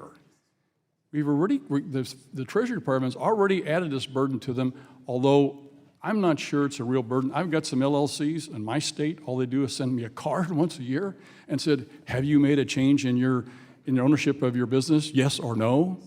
If you check no, you send the card back. If you said yes, then you send it back with the change in your ownership. Hello, that's all there is to it. So I don't know that we're sitting here today and discussing this as if this was the end of the world. I think we need to continue to thoroughly discuss it and vet it. I like some of the ideas that have been out here. But to vote against what we're trying to do here means that you're for the status quo, which is to continue to put a third party in charge of collection of information for FinCEN, which makes absolutely no sense whatsoever to me. I yield back. For what purpose does the gentleman from California seek recognition? Thank you, Madam Chair. I move to strike the last word. Gentleman is recognized for 5 minutes. Thank you very much. I support the bill, and I wasn't going to speak today. However, sometimes we get bad legal advice here from the dais, and I have to say the issue of the Fourth Amendment, there has been a long-term established issue of privacy with respect to mail. So there is an expectation of privacy if you send a first-class mail and you're supposed to have a warrant before you open it, unless, of course, there's exigent circumstances. And there's lots of exigent circumstances. So, for example, if you think it's dangerous, it certainly has the opportunity to open it. Attorney General, also under the FISA court, can do that. There's all sorts of exemptions. The only reason I mention that is I know people watch this and they say, well, when you mail something, there's an expectation that you have to get a warrant to open up either your mail or your package. That's actually not true. It is true if it's a first-class mail, it's within the country, you have an expectation of privacy there. It's a historical one. You do need a warrant. But there's all sorts of exceptions to that the Supreme Court has found. So that's one. Secondly, interestingly, the issue of the IRS. My good friend on the other side spoke about the information of the IRS and how that is where you should get this information. I couldn't agree more with him, and I think that's why we're pursuing some information and tax returns from individuals at this time that we haven't been able to retrieve, because I do think that that's a place where you get information that is very important to the security of our country. It's not in this context, obviously, but I hope that we do take a look at that, because I do think that there's an issue there. Again, I support the bill. Didn't mean to speak today, but when you throw out a lot of legal advice that's not good, and when people at home are listening, you give them an expectation that's not true. But anyway, thank you very much. I yield back. Is there further debate on the amendment? If not, the question occurs on the amendment. All those in favor of the amendment say aye. Aye. Those opposed, nay. Oh, in the opinion of the chair, the ayes have it. The ayes have it, and the amendment is agreed to. Madam Chairwoman. For what purpose does the gentlewoman seek recognition? I have a very happy bipartisan amendment at the desk, Madam Chairwoman. We will pause to allow copies of the amendment to be distributed.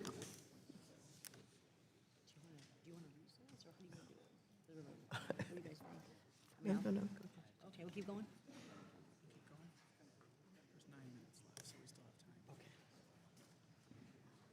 You can recognize her to speak, and then we can reconvene after those. Well, you'll speak, and then we'll Okay. reconvene. All right, that's it.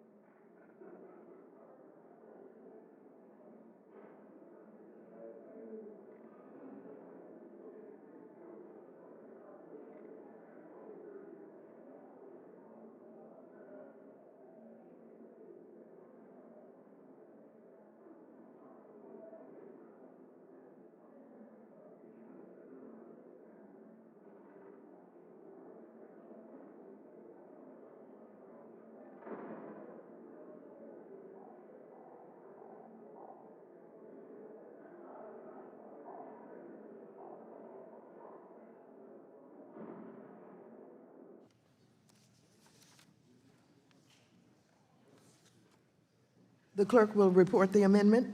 Amendment to the amendment in the nature of a substitute to H.R. 2513, offered by Mrs. Wagner of Missouri. Page 5, beginning on line 1, strike paragraph 3. Without and objection, the insert. amendment will be considered as read. The gentlewoman from Missouri is recognized for 5 minutes in support of the amendment. Thank you, Madam Chairwoman. I move to strike the last word. And I thank my friend, Representative Carolyn Maloney, for introducing this legislation, which will, among many other things, give law enforcement more tools to help expose human traffickers who are laundering money through shell companies and evading criminal liability. The United States currently lags behind our peers in collecting beneficial ownership information that helps us go after these anonymous companies that are exploiting the most vulnerable in our society. While I do believe... The committee is not in order. Please, go ahead. While I do believe that FinCEN is, in fact, the appropriate financial services agency to house this information, we must ensure this process addresses identity theft and fraud vulnerabilities. As the bill is written, this process could expose personally identifiable information to a new chain of custody, increasing the risk of identity theft. That is why I'm introducing an amendment to create what is essentially a fast-track process for beneficial ownership, where any citizen who is a frequent investor can be pre-verified. And under this program, someone could proactively give their info to FinCEN, and in return, they would receive an identifying number from FinCEN. This number could be used in place of their personal information on a beneficial ownership form submitted by an LLC to FinCEN. It's as simple as that, Madam Chair. I thank you, and I yield back the balance of my time. Yield? I'll yield to the gentlelady from New York. Thank you, my good friend, for offering this amendment and for your support of the bill. I support your amendment, which provides an additional privacy protection, specifically protection against identity theft. This amendment would allow people who have already provided their personal information to FinCEN to request a FinCEN ID number, which they would then be able to submit on any subsequent forms. This would allow people who are beneficial owners of multiple companies to avoid submitting their personal information multiple times and to minimize the risk of their personal information being compromised and their identity being stolen. I believe this amendment complements the privacy protections we included in the manager's amendment and really strengthens the overall bill. So I want to thank you, Ms. Wagner, for engaging with me on the bill constructively and offering the amendment. I also want to note that we co-chair the Anti-Sex Trafficking Task Force together, and LLCs have been places where people have hidden sex trafficking, abusive activities, and it helps in our other work that we're doing to crack down on this terrible crime. I yield back to my friend. It absolutely does, and it also is something that is a tool that law enforcement has been asking for some time in this area and many others. I will yield the balance of my time to my friend and colleague from Missouri, Blaine Luchtenmeyer, Congressman Luchtenmeyer.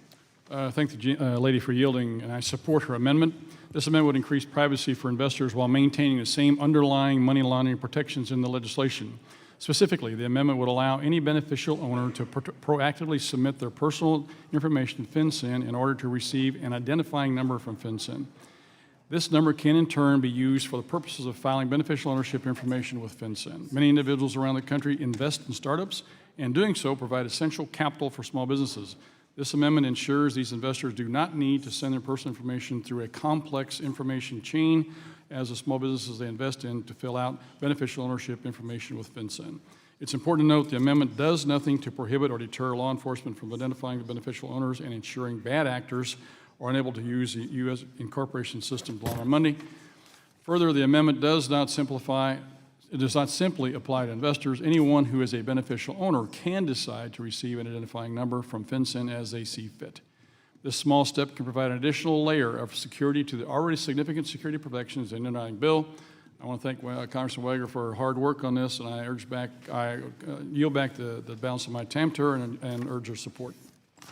Thank you. Is there further debate on the amendment?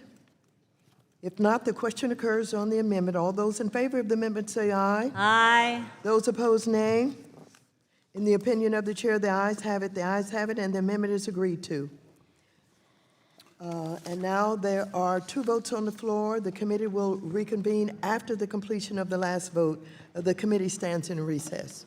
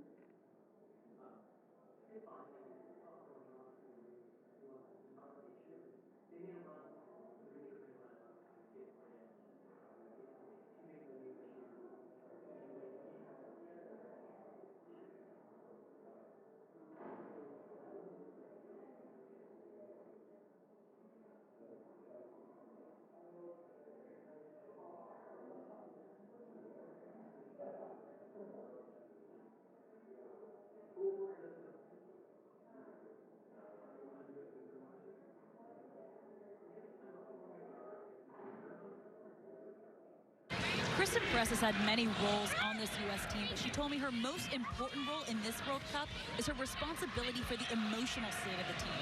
Having been through a few World Championships now and having good relationships with everyone on the team, people look to her to calm nerves, meet expectations, and think about how they can mentally prepare best for games. And she said this team is mentally in a great place and hyper-focused on their one goal to win this World Cup. Off a throw in, Thailand unable to keep possession. It's been a tough World Cup for them when you think that they start, their first game is against the U.S. and then their second game is against Sweden. But that third game, if they can pick up 3 points against Chile, if they can keep goal differential to a minimum against Sweden, they could have hope. But it will be tough giving up 7 here in the first. Carly Lloyd's on the chase. Nice move. Lloyd blocked. The ball follows her, and that's blocked as well. She almost got through all of that. You think she has a point to prove? Determination on her face. And the aggression. I like her going at those defenders. Not only did she draw the corner kick, but she could have drawn a foul. Thailand will be making a sub soon. Will be their second one as Rapinoe gets ready for this corner.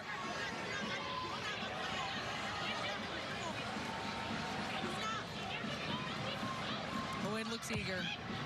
Ball played across, keeper out, spilled it. Has to get to this ball and does. A little bit awkwardly, but got the job done. Tanikandanya is going to be coming in, replacing Tong Sumbat. Tong Sumbat's one of the hardest working players on this Thai side. And she looks exhausted. She's put in a defensive shift. Worth remembering. This time on this substitution was Megan Rapinoe coming over and getting some words from Jill Ellis about something that may be changing out there. How about 4 goals in 6 minutes and 7 seconds? That's what separated this from being a 3-0 lead into a 7-0 lead. I think that's called productive. 7 minutes or so. And a couple of those were in quick order. Officially, goal times that we have 50th, 53rd, 54th, and 56th. Dunn coming back. Stal Kemper to Dunn. Off a block. Mewis. Too far away from Lloyd. Played back. San Kuhn. The goalkeeper just gives it away again.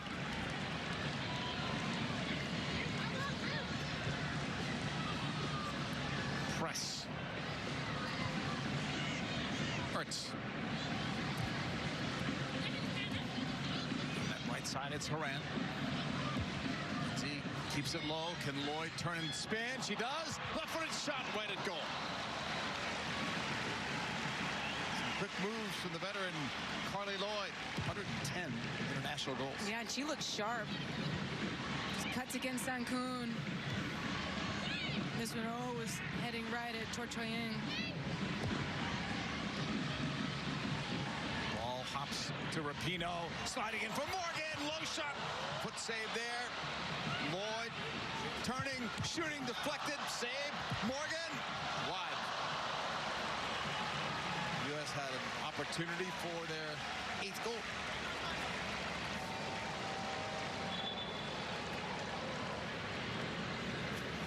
Goalkeepers down at the moment.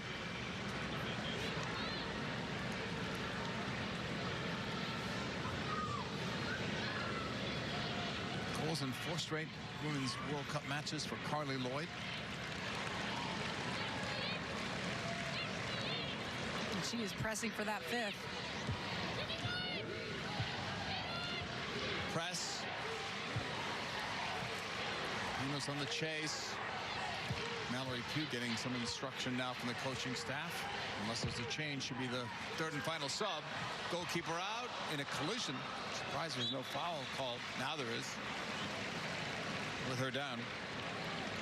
So the U.S. is going to make their 3rd substitution. and it will all be offensive players, with Pugh being the last one.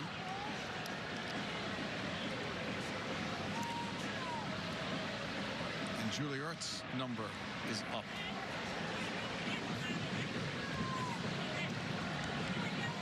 So we'll see what they do. Ertz is the defender. Will they play with three in the back and try to get some time that way, experience that way? I know it's not an experiment, but I meant experiment in this particular game. No, it will be interesting to see if that's the shift they make. They don't need more than three at the back against this tie team, so it would be the right tactical decision. But is this paying dividends going forward? Is this something that they're looking at to utilize against other opponents? That's the bigger question. I thought Ertz had a really strong night. I mean, she didn't have any defensive action to do, but the way she managed the hybrid role that she's asked to play, that was incredibly impressive, and the way she steps up in there, dictates play. Look at here at Carly Lloyd going up against Choi Choi-Ying, and that's where she got it. At age 21, Mallory Pugh will make her World Cup debut. Those last saves in the end prevented this from being a more lopsided score, but there's still a lot of time left in this, another 20-plus minutes. And you have to give credit to Thailand for the effort that they're putting out there. Even at this stage in the game, they can give up at 7-0. They're still throwing their bodies around. Mallory Pugh on it, dropping it all the way back to Horan. Dunn. Rapinoe. Lloyd try to bring it down cleanly. Recovers. Turning his Pugh.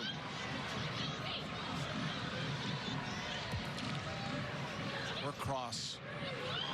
Chun cleared. Rapinoe tags out, and that goes over the bar.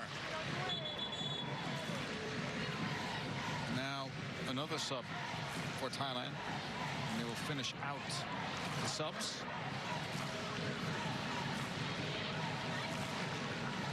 Simani is going to be coming into the game. Petrisset comes out. And Petrisset did well. I mean, think of the impact that Megan Rapinoe could have had on this match if she was up against perhaps a lesser defender. I thought she quieted Rapinoe for most of the night.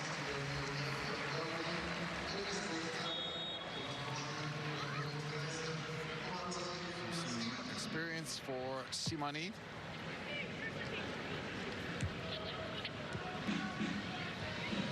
Morgan turning. That one's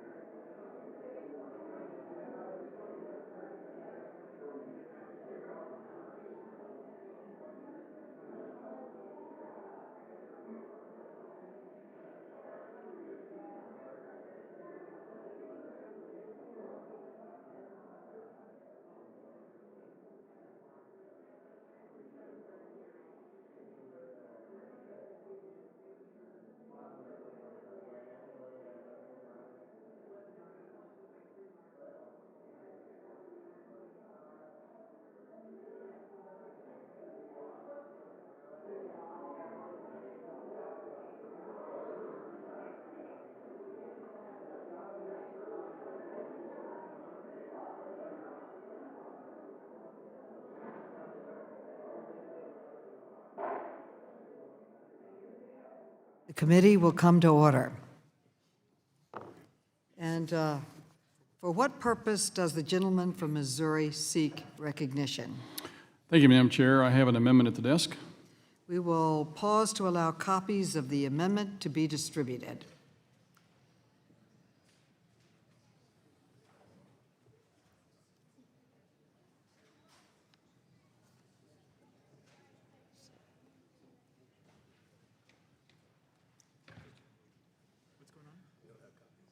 They don't have copies of the amendment? Is this mine or yours?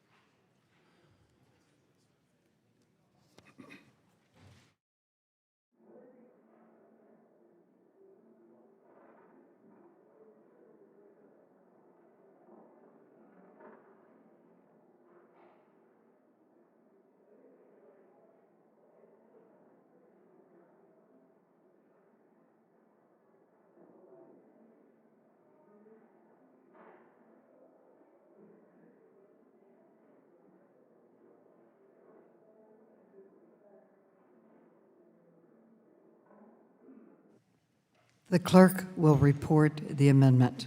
Amendment to the amendment in the nature of a substitute to H.R. Madam Chair, I request unanimous consent to forego the reading of the amendment. Without objection, the amendment will be considered as read. The gentleman from Missouri is recognized for 5 minutes in support of his amendment.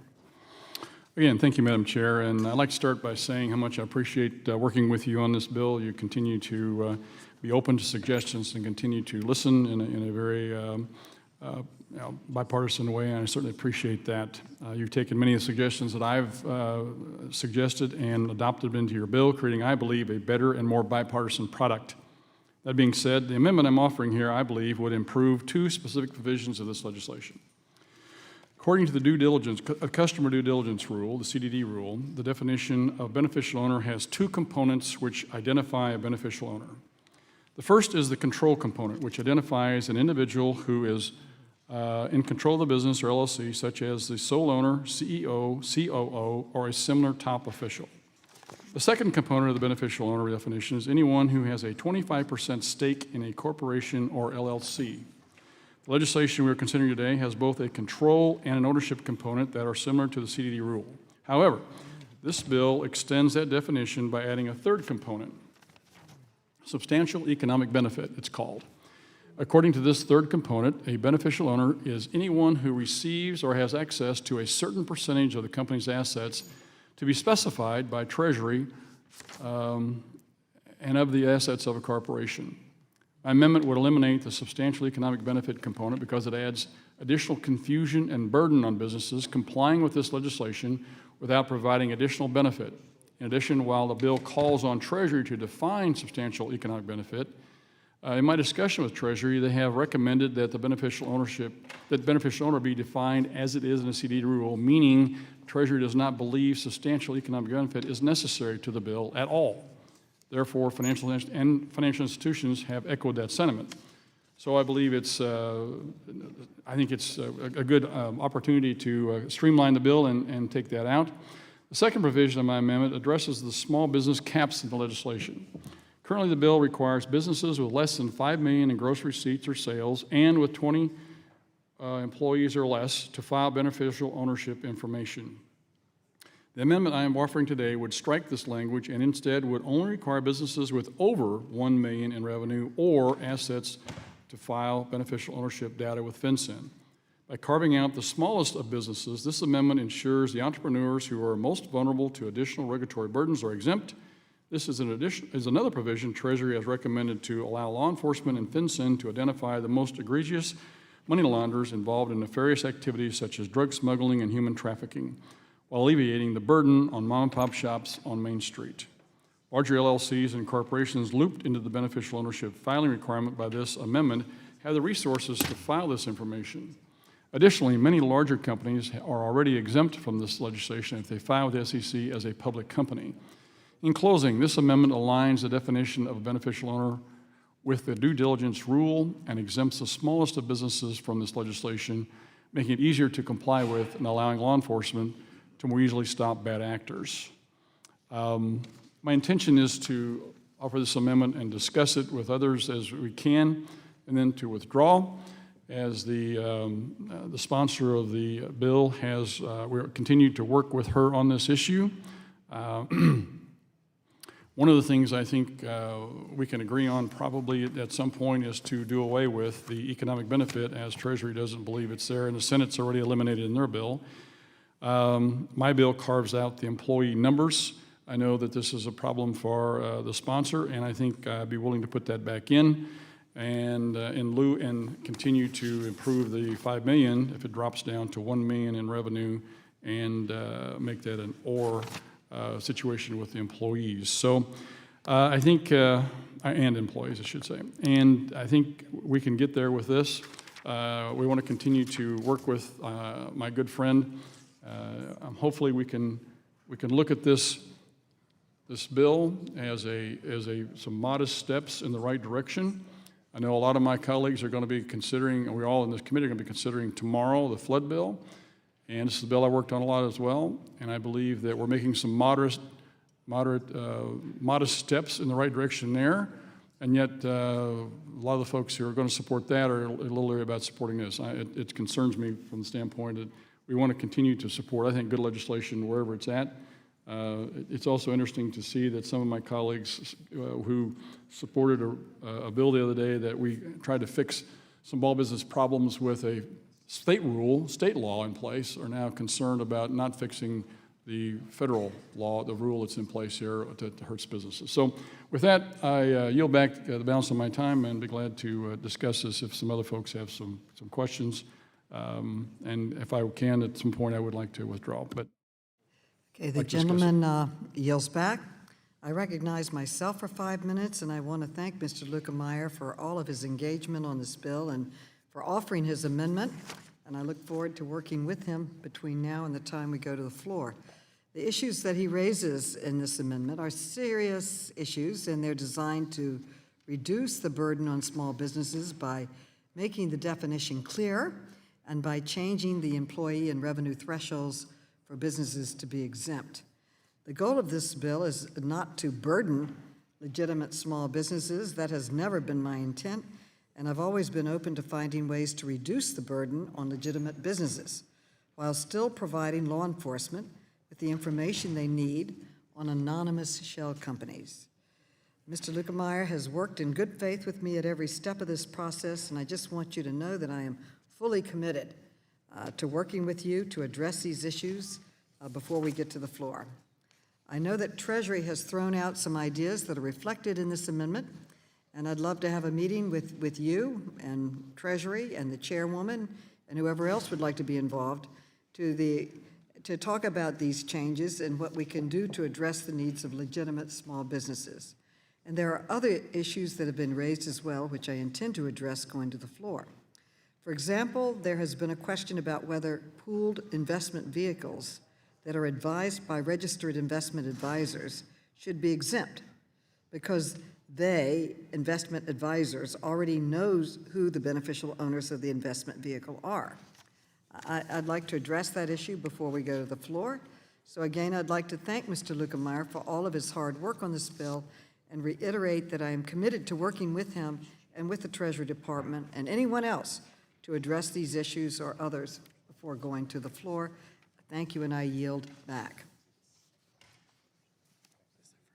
Is there further debate on this amendment? And if not, well, the debate has been pulled. Pardon me? Mr. Lukemeyer, yeah. Thank you. If there's no further debate, I withdraw my amendment. I think that as we go forward, the suggestions of the Treasury Department would probably eliminate a majority of the small businesses. It would be a huge burden off of them. So I think there's a lot of opportunity here to continue to work on the bill and minimize the impacts, and I certainly look forward to working with you. But with that, I will withdraw the amendment. Thank you, and the gentleman has withdrawn his amendment. Is there further discussion or amendment to H.R. 2513? So, Madam Chair, I have an amendment at the desk. okay, and for what purpose does the gentleman from Ohio seek recognition? I have an He has amendment at the desk. We will pause to allow copies of the amendment to be distributed.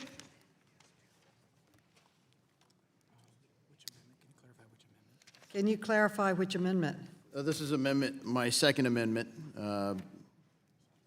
which is a simple one-page amendment that would require some form of due process, safeguard of a subpoena or warrant before accessing the data collected. Okay, thank you. The gentleman will suspend. And we will pause to allow copies of the amendment to be distributed.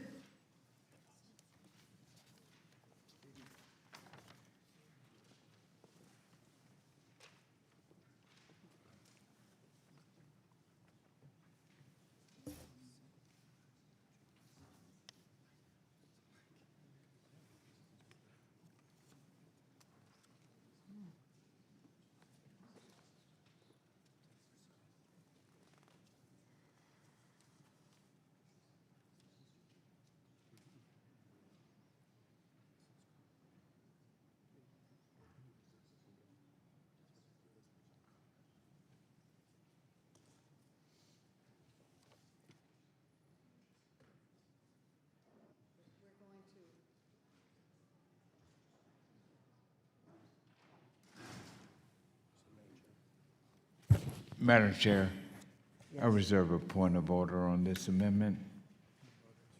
A point of order is reserved. The clerk will report the amendment. Amendment to the amendment in the nature of a substitute to H.R. 5. Without objection, the amendment will be 2513. considered as read. The gentleman from Ohio is recognized for 5 minutes in support of his amendment. Madam Chair, thank you for the work you've done to try to work with all parties about improving your vision for collecting beneficial ownership data.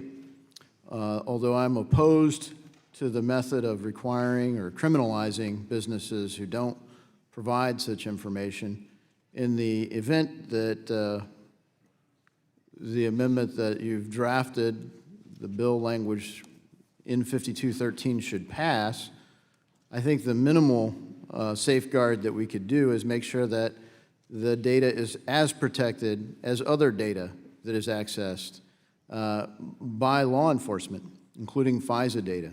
So this is a very incremental amendment. It simply says, but only if such request is accompanied by a court-issued subpoena or warrant. So the information could be collected, it could be stored. It's already really in possession of law enforcement, just like many of the other pieces of data that are collected are in possession of our government. But to expand that access, there's a record-keeping process as to who's accessed it, why they've accessed it, and the same sort of due process controls that are there for all Americans. So lastly, it simply says that the information is kept secure, that no unauthorized person is able to access such information. So the database would be controlled, and the means of accessing it would be through court order. It's straightforward and subject to any questions that may be part of the debate or dialogue. I would hope that we have enough people to yield time so I can elaborate. But I think it's a pretty straightforward amendment, and I yield the balance of the time. Okay, I oppose this amendment. I believe it would undermine the bill. It really proposes a standard on probable cause that law enforcement would not be able to achieve, so I feel it would undermine the amendment, the bill. For the debate on the amendment. Madam Chair. Move to strike the last word. The gentleman is recognized for 5 minutes. think the gentleman from Ohio is simply trying to get at the fact that we need some protections for our privacy. I know there's a spirited debate about that earlier, but in this country, we've become accustomed to the fair treatment of going to a neutral, independent judge of some kind to make sure there's no witch hunt going on, that it's fair, it's a fair request, and before our privacy is compromised. And I think the amendment's very fair to try to clarify that we have some kind of protection from our own government. And with that, I'd like to yield the balance of my time to the gentleman from Ohio, Mr. Davidson. I thank the gentleman for yielding. I understand the chair's opposition, given the passionate position that she stated. But I believe that it should merit consideration of the whole committee. The reality is civil liberties have been central to the way of life we have here in America, and we've seen far too often in the breach of those liberties, the consolidation of power, the violation of due process rights, but all sorts of abuses of the power the government has had. And when you look at the most fundamental piece that goes to beneficial ownership, we've seen too many times in America where financial institutions have essentially said, you're not going to bank, those people are you. And what's changed over time is who those people are. Under the provisions of this bill, we could very realistically be looking at people that are blocked out of our financial institutions, access to our markets, and in fact, that's part of the stated purpose of this, is to get at who are you. And if you want to say that, well, to do this, then you have to, you can't have private corporations. You can't have these private registrations of companies. That's a point of law that you could have a debate on state by state, whether it can or can't be done.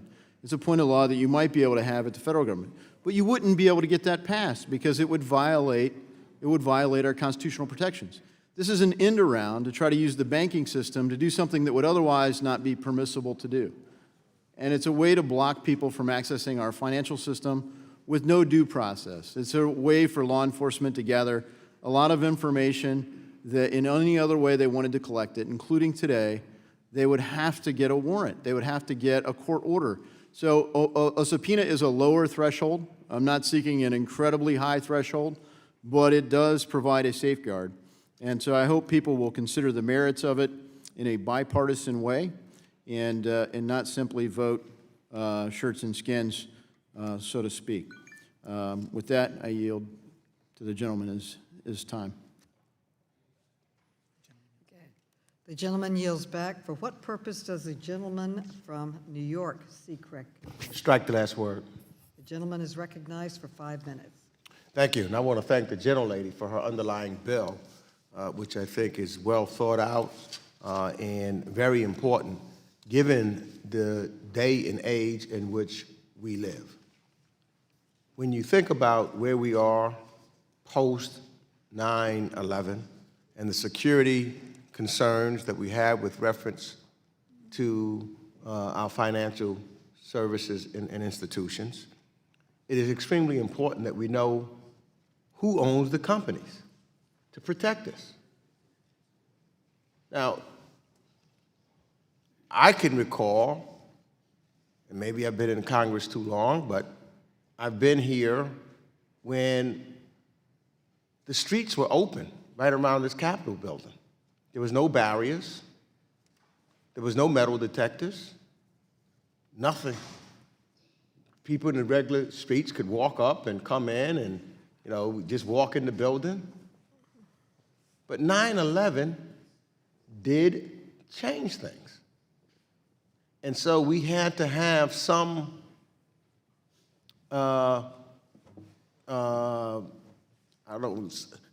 some changes that caused us inconvenience, small inconveniences, but inconvenience nevertheless, so that we could be safer. That's basically what this bill is saying that we need to do.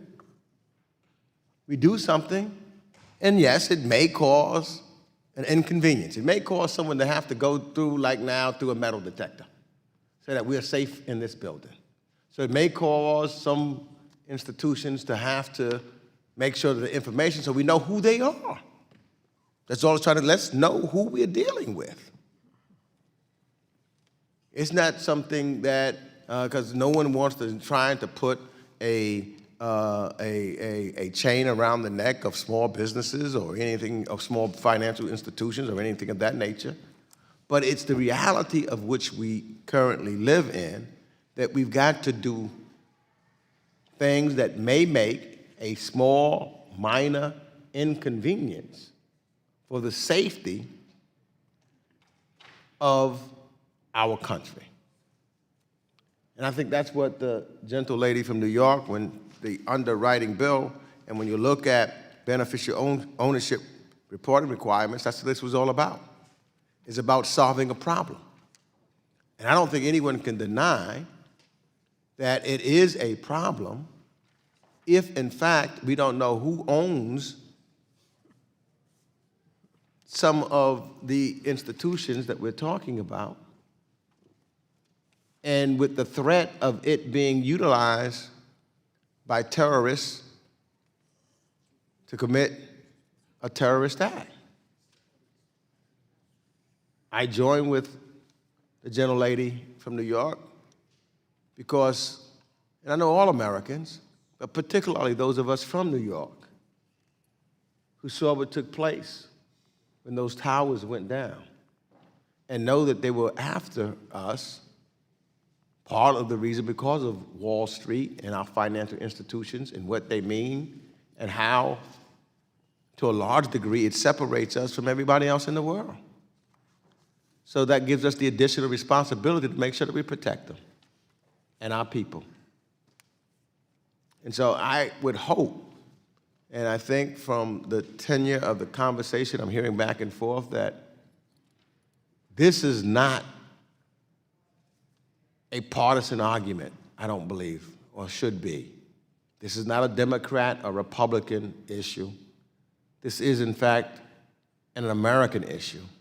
And I hope that we can come together and vote this bill out of this committee in a strong, bipartisan way that will send a message to those who would love to harm us, who would love to, who would love to try to commit terrorist acts, particularly by funding and money through our financial system. So, again, I close by saying thank you, Ms. Maloney, for your bill, and thank you for, this has been a struggle.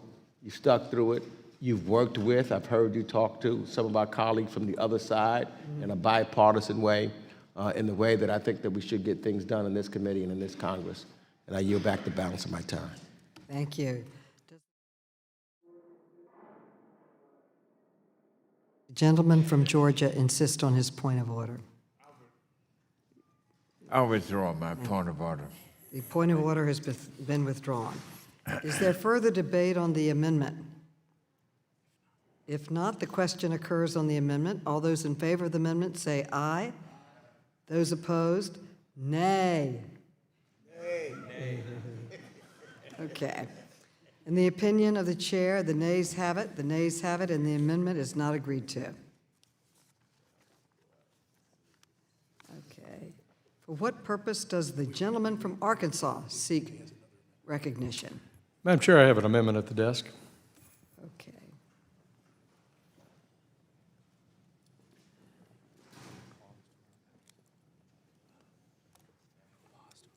Okay, we're going to wait and pause while copies are distributed.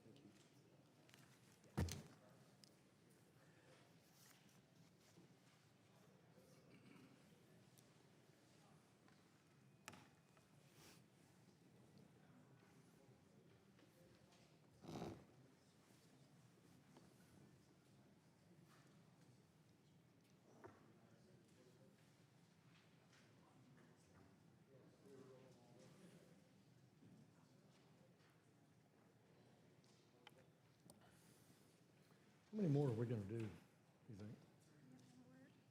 Okay. And then you think, we're going to?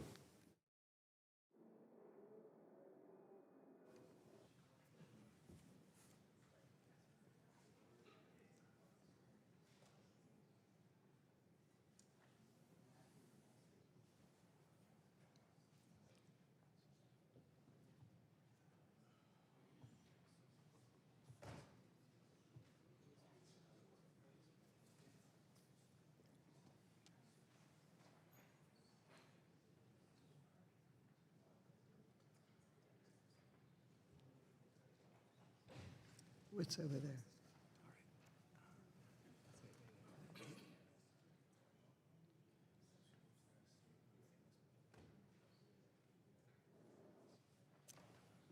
Madam Chair, The gentleman from Georgia? I reserve a point of order on this amendment. The gentleman from Georgia reserves a point of order.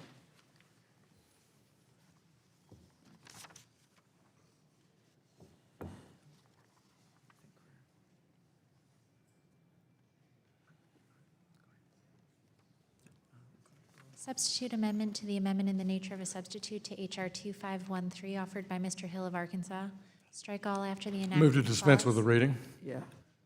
Without objection, the amendment will be considered as read. And the gentleman from Arkansas is recognized for 5 minutes in support of his amendment. I thank the chair. I want to thank the chair again for her incredible work and leadership in this subject area, very complex and so important to our national security and to the transparency of our financial system. Again, my hats off to her passion and regard for this topic. And I also would say I appreciate the comments of my good friend Mr. Lynch a few minutes ago from Massachusetts when he talked about the importance of this in the context of a post-9/11 world, and also my friend Mr. Meeks from New York, similar theme, with the question of what has happened since then. Well, first let's remember for those studying this issue that since 2001, we collect know your customer rules. We have that obligation in the financial system.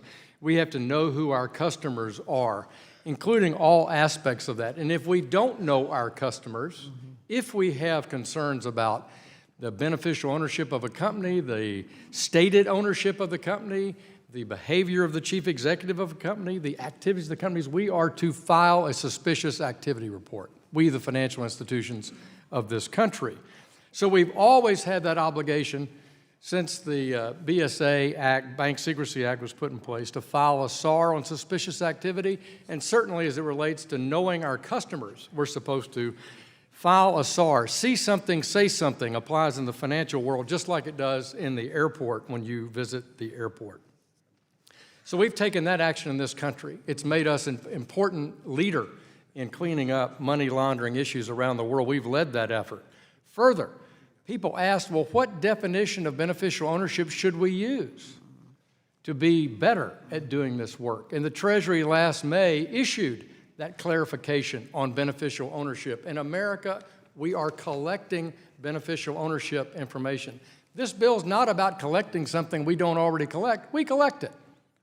It's about how do we collect it. And that's an important component of this discussion. I'm not sure all my colleagues understand. We do gather this information. Secondly, there's been an issue about real estate. Very important. The full committee chairman, Maxine Waters, has brought this issue up. Our friends in New York bring it up. And in 12 markets in the United States for several years, including New York, including Miami, including Los Angeles, FinCEN runs geographic targeting specifically aimed at the real estate industry.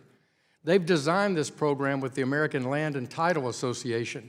No one wants bad actors to pay cash and escape the reporting standards in this country for ownership of a, quote, empty building in New York. We have that, and FinCEN's taken that very proactive action for all transactions over $300,000 in those 12 important real estate markets in the United States. So we are taking action here. Let no one think we have not taken action in this country to stop bad actors. So, back to the subject at hand. Madam Chair, I'd like to put in the record a letter dated June 10th from interested parties that have concern about the bill that we are marking up today. May I insert that in the record? Thank you, Madam Chair. This includes the NFIB, Small Business, International Franchise Association, National Association of Home Builders, the Real Estate Roundtable, National Small Business Association, National Retail Federation, major players in our economy that have concerns about the approach that we're taking here of creating a new filing through FinCEN for all of America's small business. So my amendment, Madam Chair, maintains this importance of collection, says that it's important for all the reasons we've talked about, protects privacy, but as I said to Mr. Lukemeyer, collects it in the ordinary course of business through the IRS code, is uniform through the IRS code, has an excellent proven collection method, the IRS, not FinCEN, and remits that information to FinCEN for their use in the protected ways that my friend from Ohio talks about using subject to a warrant. Always subject to penalties and compliance procedures because you're filing your income tax form.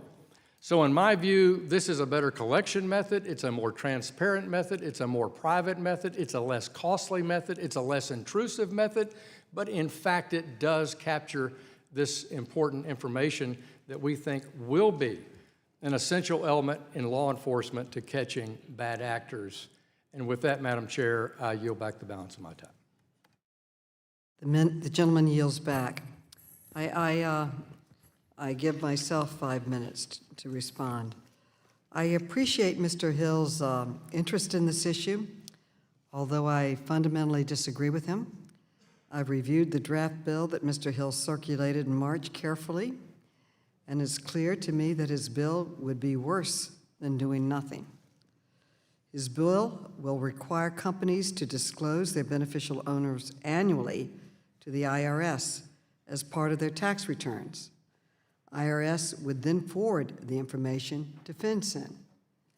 But by requiring companies to file their beneficial ownership information as part of the tax returns, the information is automatically considered tax return information, which is subject to strict confidentiality rules that would prevent FinCEN from ever sharing the information with other law enforcement agencies. So under his bill, law enforcement would never have access to companies' beneficial ownership information. And financial institutions certainly would not have access to the information, which means his bill would provide zero relief to financial institutions. So essentially, under Mr. Hill's proposal, a regulatory burden would be created for businesses with no benefit to anyone, including law enforcement. This is simply not the right approach. I would like to have worked with Mr. Hill constructively, like we worked with Mr. Lukemeyer, instead of trying to reinvent the wheel. I understand that Mr. Hill feels strongly about this issue, but so do I. And I've been working on this bill for over a decade. My bill has been thoroughly vetted, and I've made improvements and refinements to the bill every Congress. I hope that next time Mr. Hill will come to try to work out his disagreements, because I know he's a thoughtful and important member. But for this markup, I think we're going to have to disagree, and I yield back. Would the gentlelady yield? Yes, I will. I thank the chair. Just in response to your constructive thoughts after reviewing the bill, in my view, those are easily addressed because there are over 30 exceptions where information is shared in the Internal Revenue Code. And if there's a wording change that would make this more acceptable, it's easily, in my view, corrected so that FinCEN can share this in accordance for a legitimate law enforcement issue, and that data, once at FinCEN, can be used in a utility context for people to report in and use that information for compliance purposes. So I appreciate your constructive comments. I believe that they can be addressed in my proposal. And I appreciate the chance to work with you. I've surfaced this idea and worked on it for 4 years, not a decade, but I share your passion for the topic. I really believe that we ought to use an effort at the most cost-effective and most directed way to address this. I thank the gentlewoman for yielding and would yield back to her. Will you yield to me? It's your time, madam. Yeah. Okay. The statutory prohibition on sharing, there's a statutory prohibition on sharing tax return information. And as I understand it, you cannot overrule statutory prohibitions. Well, may I? Yes, certainly. The intent that I had in discussing this was that taxpayers were authorizing the IRS to share this to FinCEN. That's the intent that we're taking. It's the taxpayers' data. They're filing it as a part of their return, and they're authorizing it to be shared in that regard. Amendments have been made to Schedule B in this kind of regard on money laundering type issues before, and I do believe we could work it out if that was something we wanted to do. Thank you, and I yield back to the chair.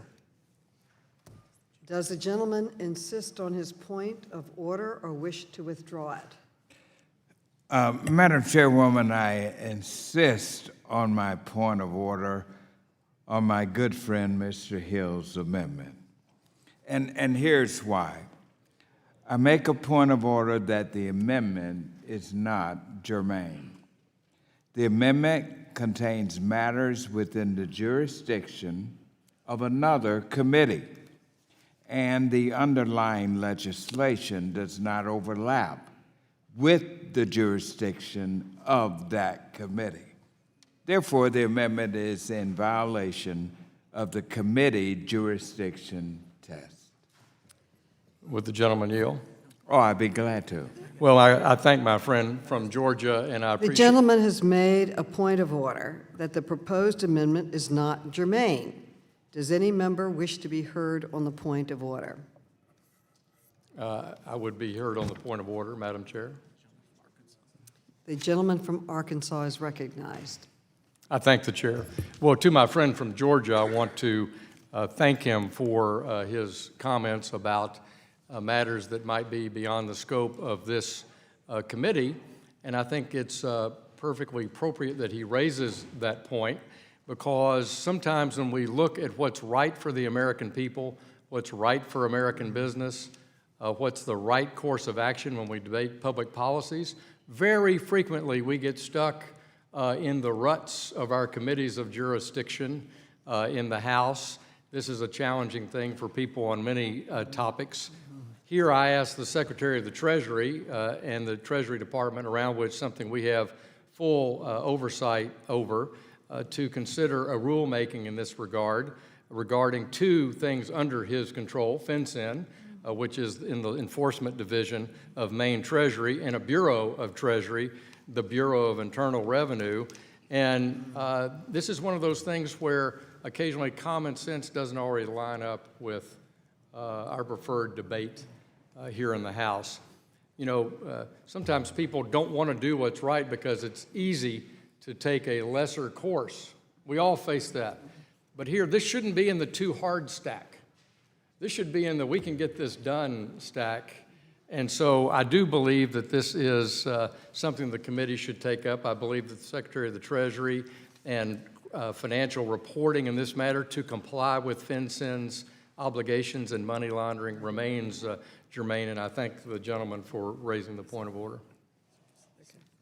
Okay. Yield back. Thank you. Is there any further discussion? Mr. Tibbetts from Colorado is recognized. Thank you, Madam Chair. And apparently we're going to have a ruling on the germaneness of this. I'd like to be able to supplement some of the comments of my colleague, Mr. Hill. The first goal that we ultimately should have is going to be in terms of actually delivering good policy for the American people, no matter which committee is ultimately going to be assigned to.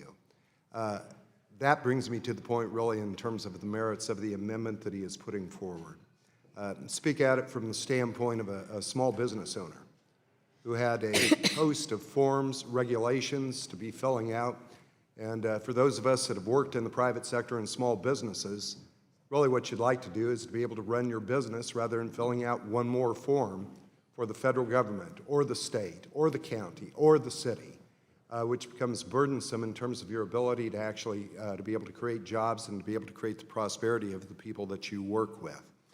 So if we can make that a simpler method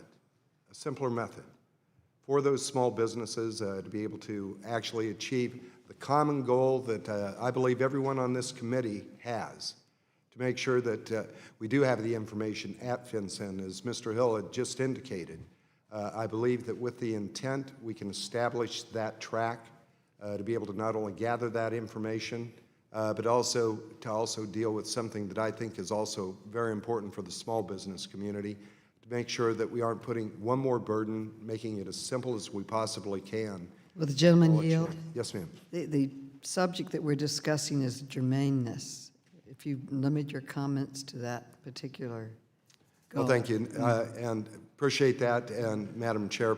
And I would argue that from my view, I think that we do have the scope within this bill to be able to include this, and it may actually have the assignment to another committee, but I think that that is something that is worthy of our consideration. So I yield back. Thank you. Is there any further discussion? If not, the chair is prepared to rule on the point of order. The gentleman from Georgia makes a point of order that the amendment proposed to this section is a violation of committee jurisdiction test of germaneness. One of the central tenets of germaneness is that an amendment may not contain material that is within the jurisdiction of another committee, where the underlying legislation does not overlap with the jurisdiction of that committee. Here, the amendment in part addresses matters within the jurisdiction of another committee, and the legislation contains no overlap with that committee. Addressing matters related to filing of tax returns and the substance of such returns is a matter that is within the jurisdiction of the Committee on Ways and Means. As such, the amendment does not fully fall within the committee's jurisdiction. Moreover, the underlying bill does not contain any matter related to the Committee on Ways and Means. Therefore, the amendment offered by the gentleman from Arkansas violates the committee jurisdiction test, and the point of order is sustained.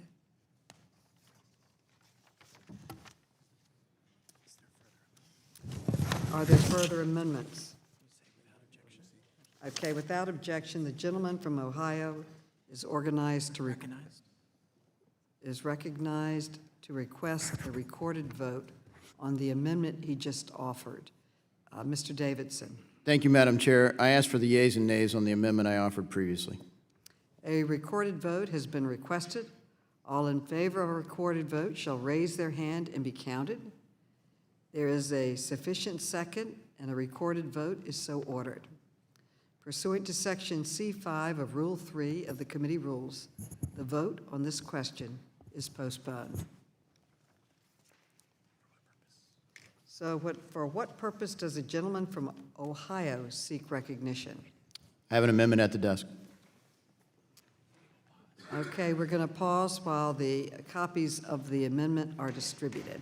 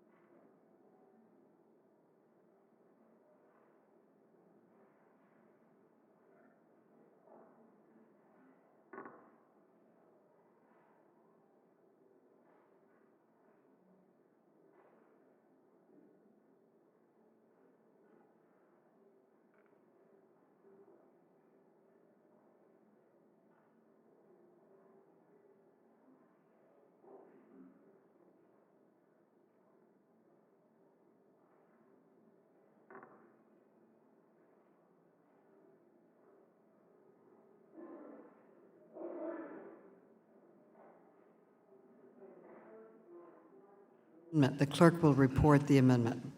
Substitute amendment to the amendment in the nature of a substitute to H.R. 2513. Okay, without objection, the amendment will be considered as read.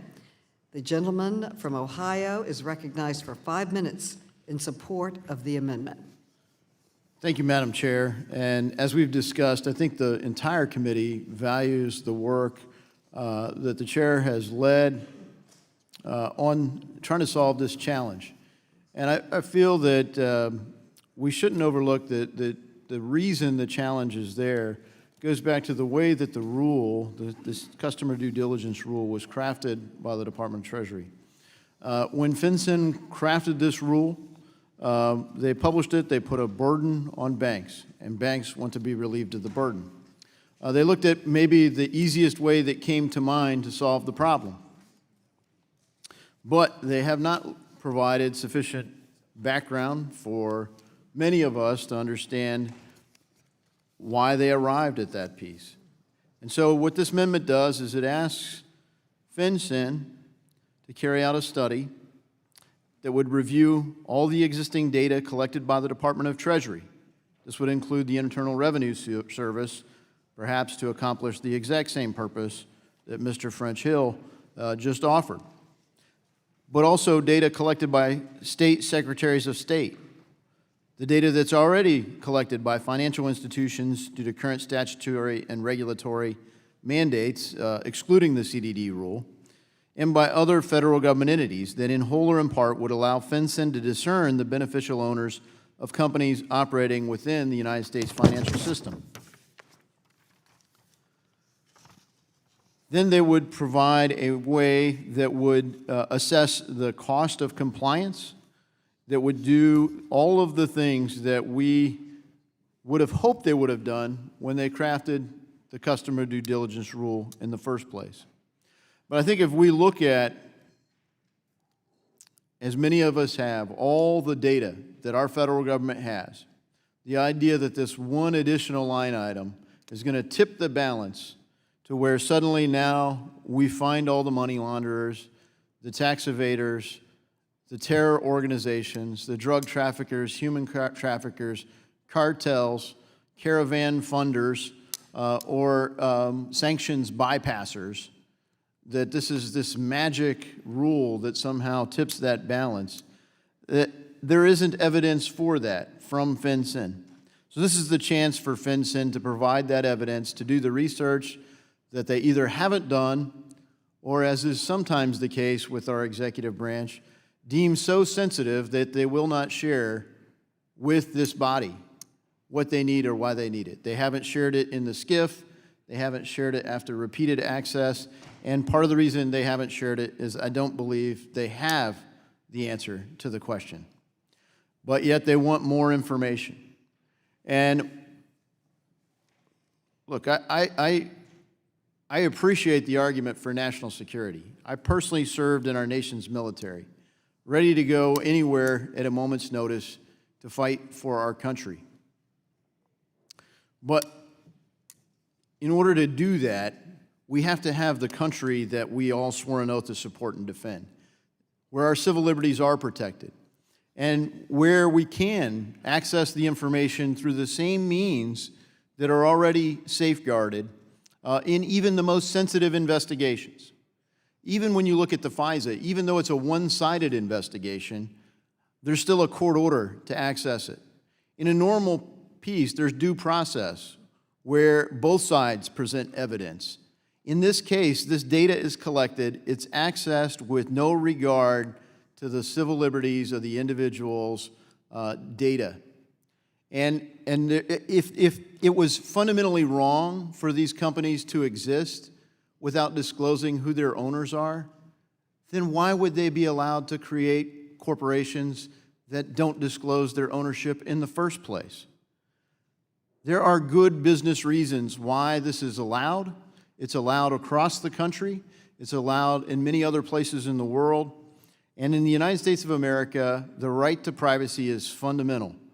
The study that would be done here, I grant you that the chair has been working on this for perhaps as much as a decade. But this study that needs to be done could be done in less than a year. It can be done expeditiously, but it should be done, and before we move forward, we should insist that it is. And I yield. I recognize myself for 5 minutes. I strongly oppose this amendment, which would completely gut the bill. And not only would it gut the bill, it would also repeal FinCEN's customer due diligence rule. So even banks wouldn't collect this information anymore. This would effectively invite terrorists and bad actors to use our financial system. I think this amendment is irresponsible, and I strongly urge my colleagues to oppose the amendment, and I yield back. Is there further debate on the amendment? Is there further debate on it? If not, the question occurs on the amendment. All those in favor of the amendment say aye. Those opposed, nay. In the opinion of the chair, the nays have it. The nays have it, and the amendment is not agreed to. Okay, a recorded vote has been asked for, and all those in favor of a recorded vote shall raise their hand and be counted. Okay, there is a sufficient second, and a recorded vote is so ordered pursuant to Section C5 of Rule 3 of the committee rules. The vote on this question is postponed. If there are no further amendments, without objection, the previous question is ordered on H.R. 2513, and further proceedings or recorded votes are postponed. Okay. The chair now calls up H.R. 3141, the FHA Loan Affordability Act of 2019. The clerk will report the bill. H.R. 3141, a bill to limit the collection of annual premiums under the FHA program for mortgage insurance for single-family. Without objection, the first reading of H.R. 3141 is dispensed with. The gentleman from Minnesota, Mr. Phillips, the sponsor of the bill, has amendment in the nature of substitute, copies of which have been distributed in advance and are on the dais. The clerk will read the amendment. Amendment in the nature of a substitute to H.R. 3141, offered by Mr. Phillips of Minnesota. Strike all after the enacting clause and insert the following. Section 1, short title. This act may be cited as... Without objection, the amendment in the nature of a substitute will be considered as read and considered base text for purposes of further amendments. I now recognize the gentleman from Missouri for 5 minutes to explain the bill and his amendment. Mr. Phillips. Thank you, Madam Chair, and thank you to the committee for considering this legislation that helps more people achieve the dream of owning a home and saving a lot of money along the way. A little background: beginning in 2001, FHA followed a policy of automatically canceling the annual mortgage insurance premium when the loan-to-home value ratio reached 78%. In 2013, FHA ended the policy to respond to concerns about the financial status of the Mutual Mortgage Insurance Fund in the wake of the housing crisis. After 6 years, according to the recent FHA annual report to Congress, the MIF is strong and expected to continue to do well. Serious delinquencies have further declined, and the capital reserve ratio has increased for the 6th consecutive year. It now stands at 2.76%, which is 40% higher than the congressionally mandated minimum. My bill, the FHA Loan Affordability Act, simply reverses the 2013 policy that requires mortgage insurance premiums to be paid over the life of the loan. This policy disproportionately impacts first-time home buyers, minorities, lower-income families, and residents of underserved areas in central cities and in rural areas. Since it was created in 1934, the FHA has helped over 47.5 million Americans purchase a home. Last fiscal year alone, FHA insured over 1 million mortgages and served 642,000 first-time home buyers throughout the country. The home loan program makes credit available to borrowers who are not adequately served by the conventional market, either because they lack the cash for a down payment, they have a less than perfect credit history, or other circumstances affecting their credit worthiness. However, there's a troubling difference between the FHA loans and conventional loans. Conventional loans have lower mortgage insurance costs and allow a borrower to drop their insurance payment once the loan-to-home value ratio reaches 78%. In contrast, FHA borrowers are required to pay mortgage insurance premiums for the entire life of the loan, even if their loan is performing in full compliance. This means that FHA borrowers can pay far more in premiums over time than conventional borrowers pay. For example, take a borrower in my district who has secured an FHA-insured mortgage for $225,000, which is about the median home value in Brooklyn Park, Minnesota, in my district. At 175 basis points, my constituent would pay an upfront mortgage insurance premium of about $3,938. Then at the average annual premium of 0.85%, my constituent would start paying $1,912 in mortgage insurance on a 30-year loan.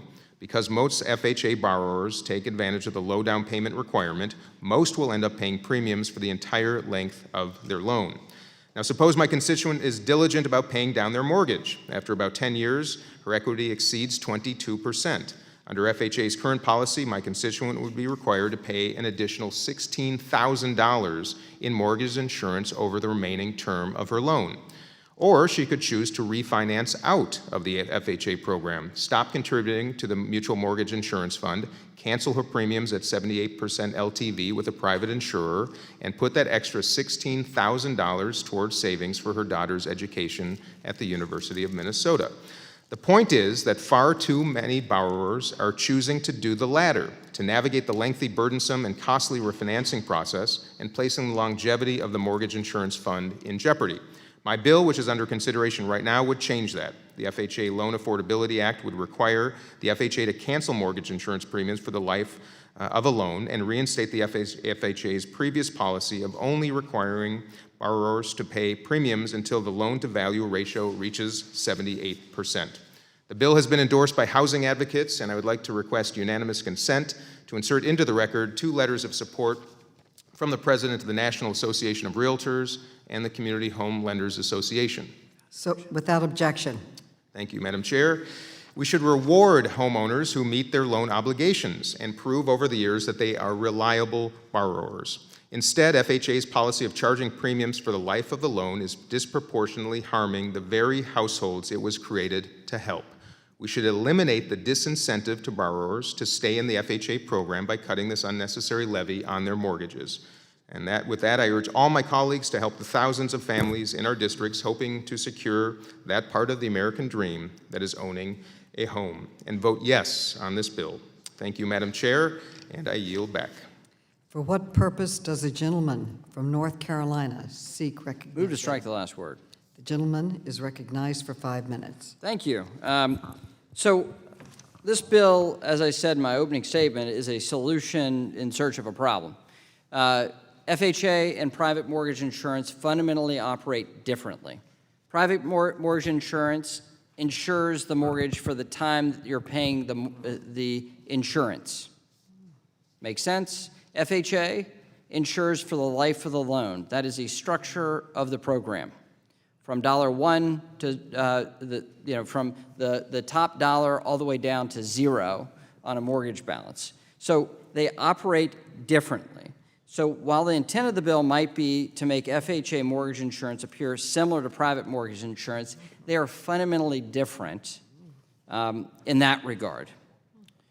There is an option that the gentleman is trying to legislate, and that is offered readily in a very competitive rate currently in the marketplace, and that's private mortgage insurance. So the entire life loan coverage means that FHA has an obligation, a financial obligation to the insured borrower for the life of the loan, and therefore is paying a premium for the life of the loan.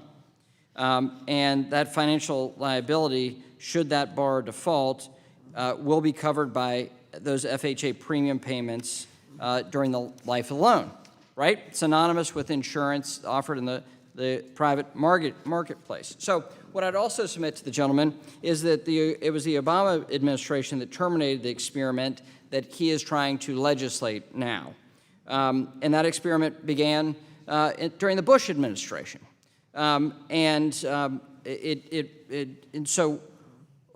it's an idea that has been tried and failed previously. It was tried by a Republican administration and ended by a Democrat administration. And now as a Republican, I'm telling a Democrat it doesn't work. So it's neat how these things come around. So additionally, there is this other challenge with the way this bill is structured that I think runs counter to what the gentleman is trying to do. Given that FHA's life of the loan coverage, ending the premiums at 78%, would likely mean that FHA would need to increase the premiums from 100% of the mortgage to 78% of the mortgage for that time period in order to match up with the liabilities they would have at a loss at 77% or lower. So there is what the gentleman is trying to achieve has an opposite effect. And it will drive up the cost of FHA lending to the very people that he's trying to actually reduce the cost for. So, look, I agree that the gentleman is looking for creative ways to actually meet the solution of greater mortgage affordability. I applaud that. This is bad policy. It was bad policy when the Bush administration tried it. It was good policy when the Obama administration ended it. And likewise, I would say that failed experiment should not be continued. So again, the most important part is this.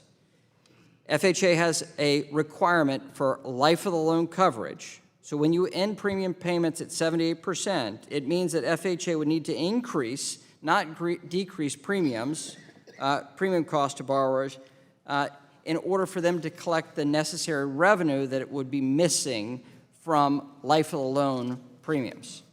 I think I'm making myself fairly clear here. The bad experiment does not need to be retried. I thank the gentleman from Minnesota for attempting to get at an issue that we're all trying to strike at, which is the affordability of mortgages. This is not the way to do it. I urge my colleagues to vote no, and I yield back the balance of my time. The gentleman yields back. I'd like to recognize myself for 5 minutes. I'd like to voice my support for H.R. 3141, which would reestablish parity between FHA and private market mortgage insurance premiums. For the last few years, FHA borrowers have been required to maintain mortgage insurance throughout their entire loan term, unlike borrowers in the private market. Now the policy changed in 2013 in order to strengthen the Mutual Mortgage Insurance Fund. Of course, the long-term sustainability of the FHA is extremely important, but as my colleagues have noted, capital ratios are at a healthy level, and the life of loan policy has added new strains to the FHA. In practice, many FHA borrowers have been paying more in premiums over time than private borrowers, in a way that undermines the wealth-building benefits of home ownership that many FHA borrowers need the most. Eliminating the FHA's life of loan policy could help homeowners strengthen their financial footing without weakening the strong capital ratio requirements that are necessary for the FHA. So I urge my colleagues to support this bill, and I yield back to Mr. Phillips if he would like to make more comments. Yeah, thank you, Madam Chair. And I appreciate the ranking member's remarks about the bill and would like to address those. The notion that this is a solution seeking a problem, I take exception to because I think there is a problem. Hardworking people from every district represented in this room who are playing by the rules and paying off their FHA mortgages on a timely basis are being subject to higher costs than necessary, sometimes tens of thousands of dollars, which could instead be applied and dedicated to other pressing needs. And I remind everybody that we are simply trying to return to the pre-2013 policy, which was not was necessitated by the housing crisis in 2008, and that's why we did it. When the MMIF mandated capital ratio fell below 2%, which is congressionally mandatory. In fact, after the policy was initiated in 2013, the new policy, the requiring life of loan insurance, the loan retention rate by the FHA fell from about 50% to 15%, which means that seasoned loans, performing loans, are migrating out of the FHA, and that revenue far exceeds what the retention of the life of loan policy would generate. So those are the facts, and the solvency of the MMIF is important. We are now 40% above the requirement, and also, in my estimation, this policy hurts the people, frankly, who need this program the most, and that is the notion of this thoughtful bill. It is not a dramatic change. It's simply returning pre-2013 because circumstances are different now, and I believe that money can better be used by the people who need it the most rather than the insurers. Those are my remarks. I yield back. The gentleman yields back. For what purpose does the gentleman from Arkansas seek recognition? Move to strike the last word. The gentleman is recognized for 5 minutes. I thank the chair. I thank Mr. Phillips for his bill focusing on housing affordability, and that certainly, and also just generally mortgage affordability and housing affordability. These are things that are important to our constituents and something we have to work on. We've talked about that. The chair of the full committee has made that a priority to work on things that raise the cost of housing, so I commend him for his topic, and I recognize that the Obama administration, this program ran from 2001 to 2013, and the Obama administration terminated it as the fund grew. But I think it raises the issue that it was terminated, and that concerns me that maybe they don't think it's in the best interest of the FHA Mortgage Insurance Fund after having it in place for that long period of time, 2001 to 2013. And also, I'm glad to see our full committee chair in the room, because this brings up the issue of FHA generally and its financial stability. How's it going? And I don't believe, Madam Chair, that we've had, and of course it may have come to a subcommittee, I don't know, I can't recall the last time the FHA commissioner appeared before the full committee. I remember Mr. Castro coming in 2015, and perhaps the FHA commissioner has been here at a subcommittee meeting and I wasn't aware of it. But I think we're long past due to have Mr. Montgomery, the new head of FHA, come before this committee and let us question him about ideas like Mr. Phillips, but also what's going on over at the FHA. I've noticed a serious deterioration in their underwriting standards, something that this committee was so concerned about after the aftermath of the crash, that we passed the Dodd-Frank Act and we put strict underwriting standards.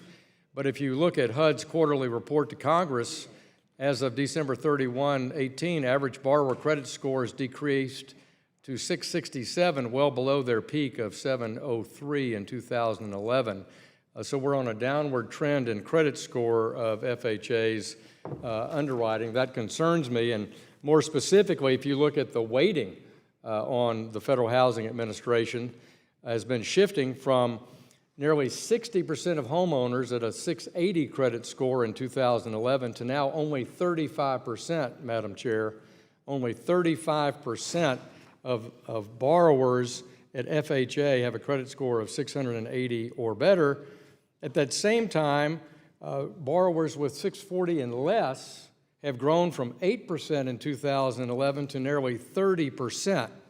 So credit underwriting standards at FHA have weakened, and that concerns me. I think that merits discussion here before this committee.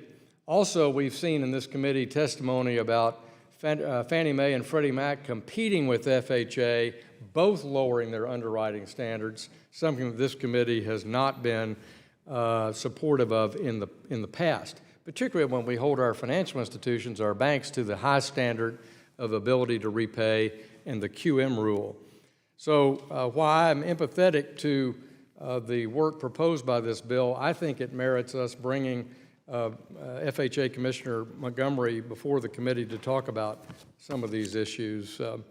Another issue of underwriting quality, in FY18, cash-out refinance transactions were 63% of all FHA transactions. Cash-out refis. That's not putting anybody in a new house. That's going for just simply an FHA subsidized new loan. And I think, again, these are issues that we ought to be concerned about, particularly when we have historically low 30-year mortgage rates, rising incomes, rising real wages.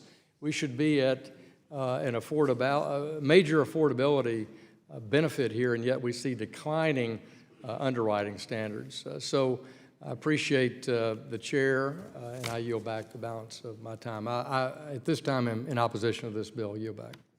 The gentleman yields back. For what purpose does the gentlewoman from Texas seek recognition? I move to strike the last word, Madam Chair. The gentlewoman is recognized for 5 minutes.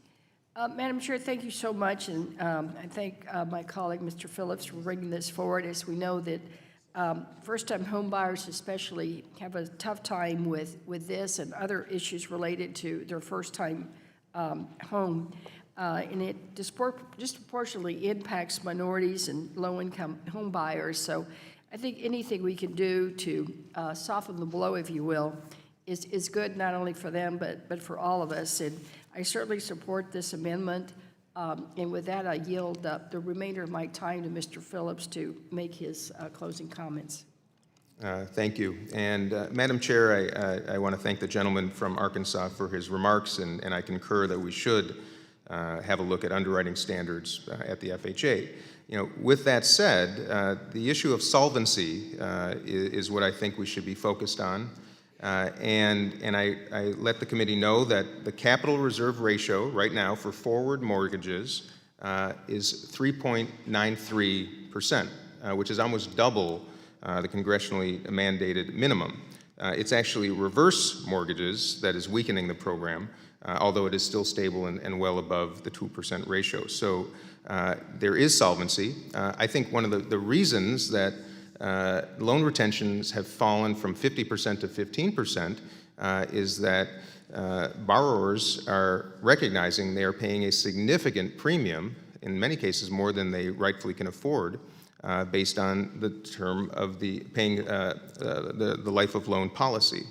That's why 500,000 quality loans have left that have at least 20% home equity attached to them. So I think if we're going to contemplate solvency, this actually will likely help solvency because it will retain the higher performing loans and reward those borrowers who are playing by the rules and paying their mortgages down on a timely basis. And I think we can all agree that every one of us represent lots of people in our respective districts that could put tens of thousands of dollars to uses other than paying for insurance that in many cases here is simply not necessary.